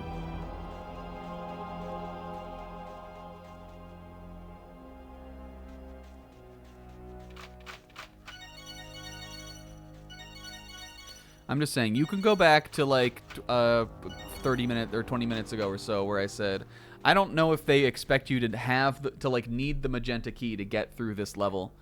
And I was right. Except, isn't this is where maybe where the boss was? Oh, because Lupus needed that key to get in here anyway. We also should have been thinking about that. He did this level before, and this is where he got it.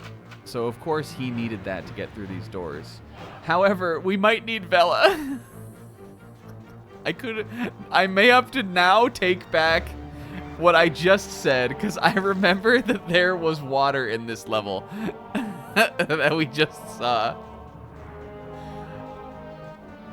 The game could be stupid, and I could be wrong. This could be one of the times where where the game proved me wrong. Because there is water in this room. But there is also a jet thing here. There was lava in this level, but not in this part of the level. I guess at the end of the level there is there. But I don't think that's such a big room. I don't think there are any guys out there. This is this? Oh, because Lupus can fly to this. This is the little vagina mission level. Yeah, Vela would have to replay through this level again. Is there anything, though, that Ajax can do? We could go out into the lava. Because, again, something else we have learned in our travels is that sometimes a room you can swim into with Vela is just a bonus feature unlock. Just because there is a room you can swim into with Vela does not necessarily mean that you have to. So let's go check out the boss room. Yeah, and sometimes it's a ship part, which isn't like, it's not terrible. The only thing I don't want to backtrack and redo is collecting the tribals, because it's tedious. It's just stressful and it's annoying. Alright, let's see if I can find anything out here that we can get by walking around in the lava.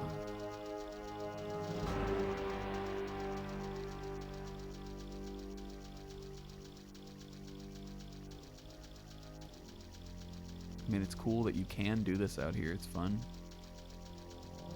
Maybe there was something beyond this room that I didn't realize.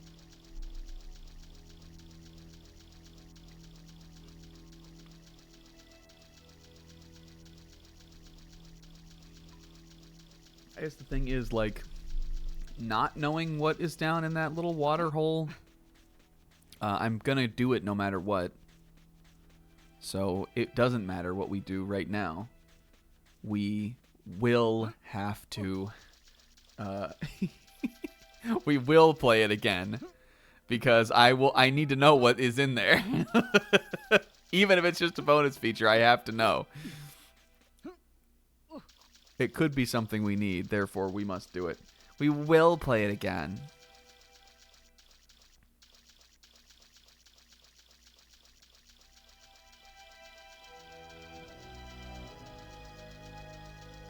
Modding Ajax in Dark... Yeah, Ajax would crush the lower... What is it called? Dragon... I don't know. What's that area in Lost Izalith called? Is it just called Lost Izalith? That room has a name, right? I think we were talking about... I think you should leave in that dragon butt room. That might have been when I was watching it.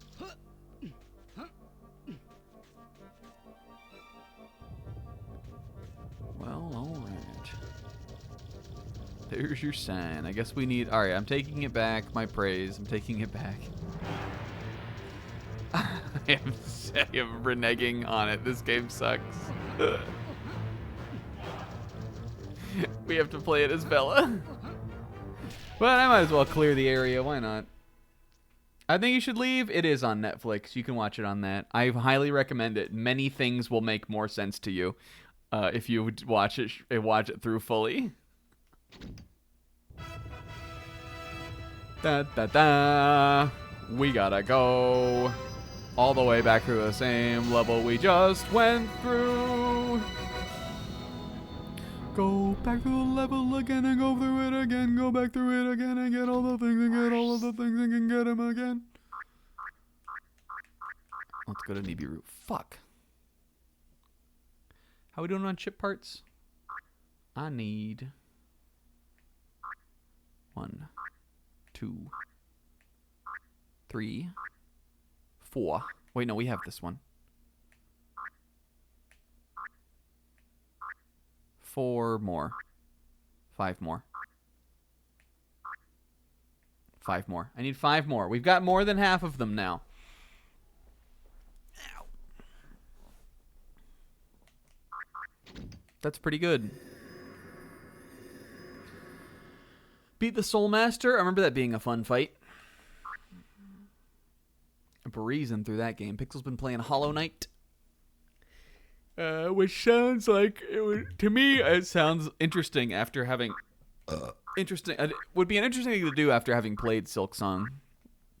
Obviously I would not recommend someone play Hollow Knight after they've played Hollow Knight Silksong normally, but it would be fun to go back to that game now that one has played the sequel, which Pixel has, and is what he's doing.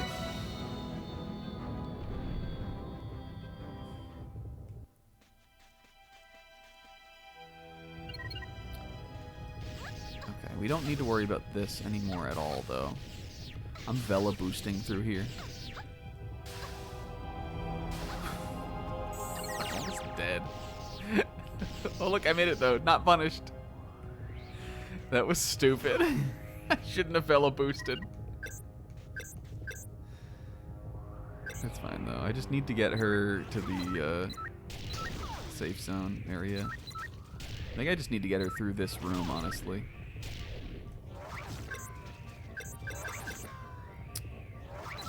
Otherwise, you guys, my strategy worked, and via constant feeding of cabbages, my Harvest Moon wife got pregnant. Now, she doesn't know it yet, but I do because I looked at the code. Now, she doesn't know it yet. She's a little stupa in a video game. I do, though. She thinks she's sick, which is basically what the pregnancy state is like in that game. Where their little character is like, I've been so forgetful lately. I don't feel good. And you're like, oh god, is she dying? And it's like that for a month, and then eventually the midwife character, who's one of the villagers in town, comes over and she's like, yep, she's knocked up. And then you're both like, our pog. Is she still able to go to church and play? Yeah, I think she... I don't think that the wives in Harvest Moon 64 ever, like... They don't, like, get... You know, they don't get, like... they can't leave the house or anything like that. You find out she's pregnant, like, a month or so in, and then after getting married, and then, like, after that, after, like, another month, there's, like, a cutscene where they have the baby. It's very laid back. There's no bloody birth scene. Or anything. There's no little 64-bit PNG of a placenta, little placenta texture that falls out on the ground or whatever. There's a little cutscene you get, and then you have a baby the next day.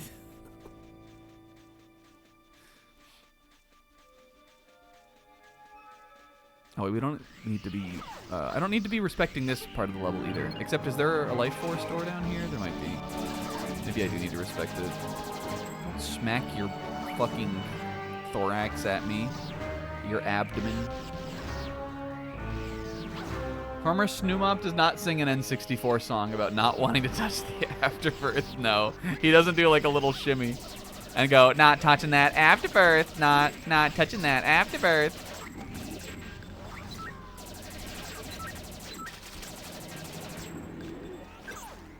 He's a good man, little farmer Snumpo. All he does is feed wife cabbage and think about wife and think about all the other villagers too, because that's one of his requirements for the perfect ending. And sometimes he cuts his grass and takes care of his cows and chickens and plants and his vegetables. That's all that he does, because he's just a stupid little guy.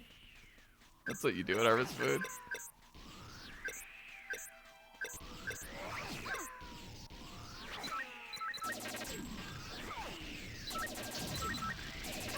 Nisekoi. Says, you remember when Nisekoi from Nisekoi?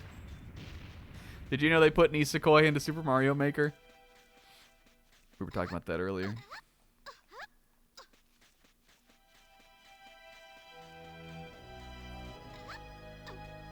I still didn't break the Life Force door. Ah!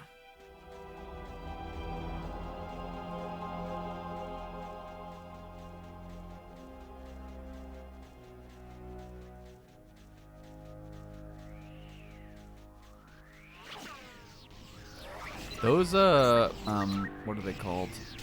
Mystery mushroom costumes were like, I know it sounds a little silly, because like the core of the game is supposed to be about creating your levels and like what kind of things you, like kind of, you know, the blossoming level designer you could be.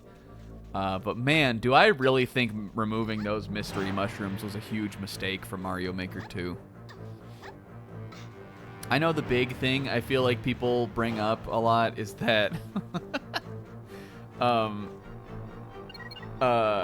big thing I feel like people bring up a lot is that it's a little bit harder to use the like level making interface without the gamepad on Mario Maker 2. Which, like, sure, I get that. I remember I bought a kind of a crappy Switch stylus, actually, to make up some Mario Maker 2 levels, which I did use. I didn't end up using that much because I didn't play the game that much, but also at the same time, it wasn't, like, super great. It didn't work very well. It was kind of, it felt like I was, like, smudging, not, like, smudging my Switch, but it felt like, or, like, scratching it, but it just, like, felt like it was, like, it did not glide across the Switch screen. Like I would have needed it to.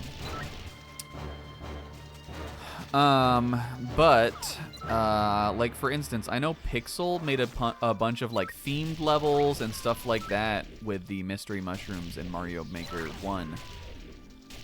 And I know a lot of other people did too. And not having those come back, I think, was even more of a miss for that game. You could have not brought back the fucking... You didn't have to bring back Chitoge from Nisekoi. You just needed to bring back the Nintendo character ones. Even if it was just like the Smash line of amiibos. and you didn't like make like even if they didn't add any new ones in for like new stuff and just ported over the Nintendo owned IP ones from the first game, that would have been enough, I think. But they didn't, and it wasn't enough personally, IMO.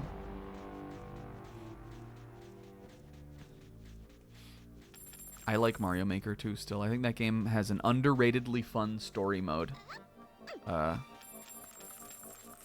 With some really well-designed, interesting levels that had fun gimmicks to them. That I had a lot of fun playing through.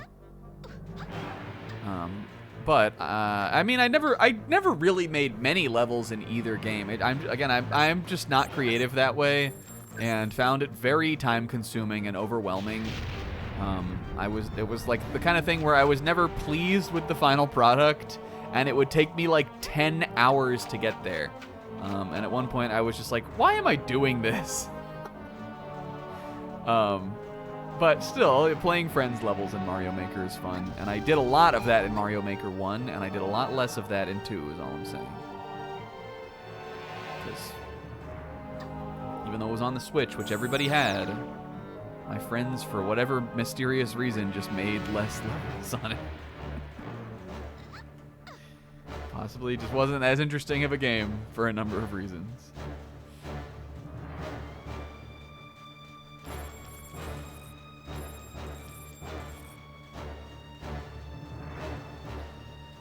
And I'm not sure if they'll do a 3. I know everybody is always like... I definitely have heard people say that the logical step would be like a 3D level editor. But that sounds so impossible to me. And I don't think Nintendo would ever do that anyway. Like, would they really put Mario 64 Maker as like a style you could make? Would anyone want to make a level like Mario 64? Like, it would have to be something as rudimentary as that. And I don't think that's something they could ever do. I also hear people talk about Zelda Maker a lot of the time, which I think would be fun, but in a way I also think would somehow be more limited. The beauty of a Mario level is that, like, again, like, even at the most basic version of describing what it is, you have to go from point A to point B. There can be a bunch of things you do along the way, but, like, you're still going through a hallway, really. And yes, they're short. Like, they can be short too. There are time limits. There's all that. Like, a good Zelda dungeon has to have its own design ethos. Like, like, the design ethos of Mario is you go through the level and hit the flagpole at the end. But a Zelda dungeon, you've got to build each unique dungeon around its own mechanic and thing. So I just don't think you'd be able to give a creator as much, like, you wouldn't be able to give people enough freedom to make what they'd want to make, Even Link's Awakening, like, you could never make a dungeon like Eagle Tower with like accessible to everyone creator tools, I feel like.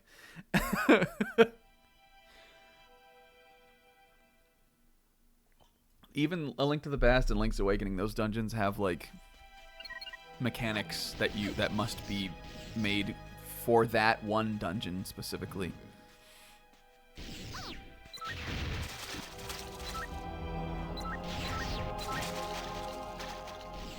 So yeah, I think it would just be harder to make something interesting. Cool though. It would be cool if, like, if they really could make something like that work, it could be amazing, but I just don't, even if it was like a good product, I just don't think it wouldn't have that instant kind of simplicity.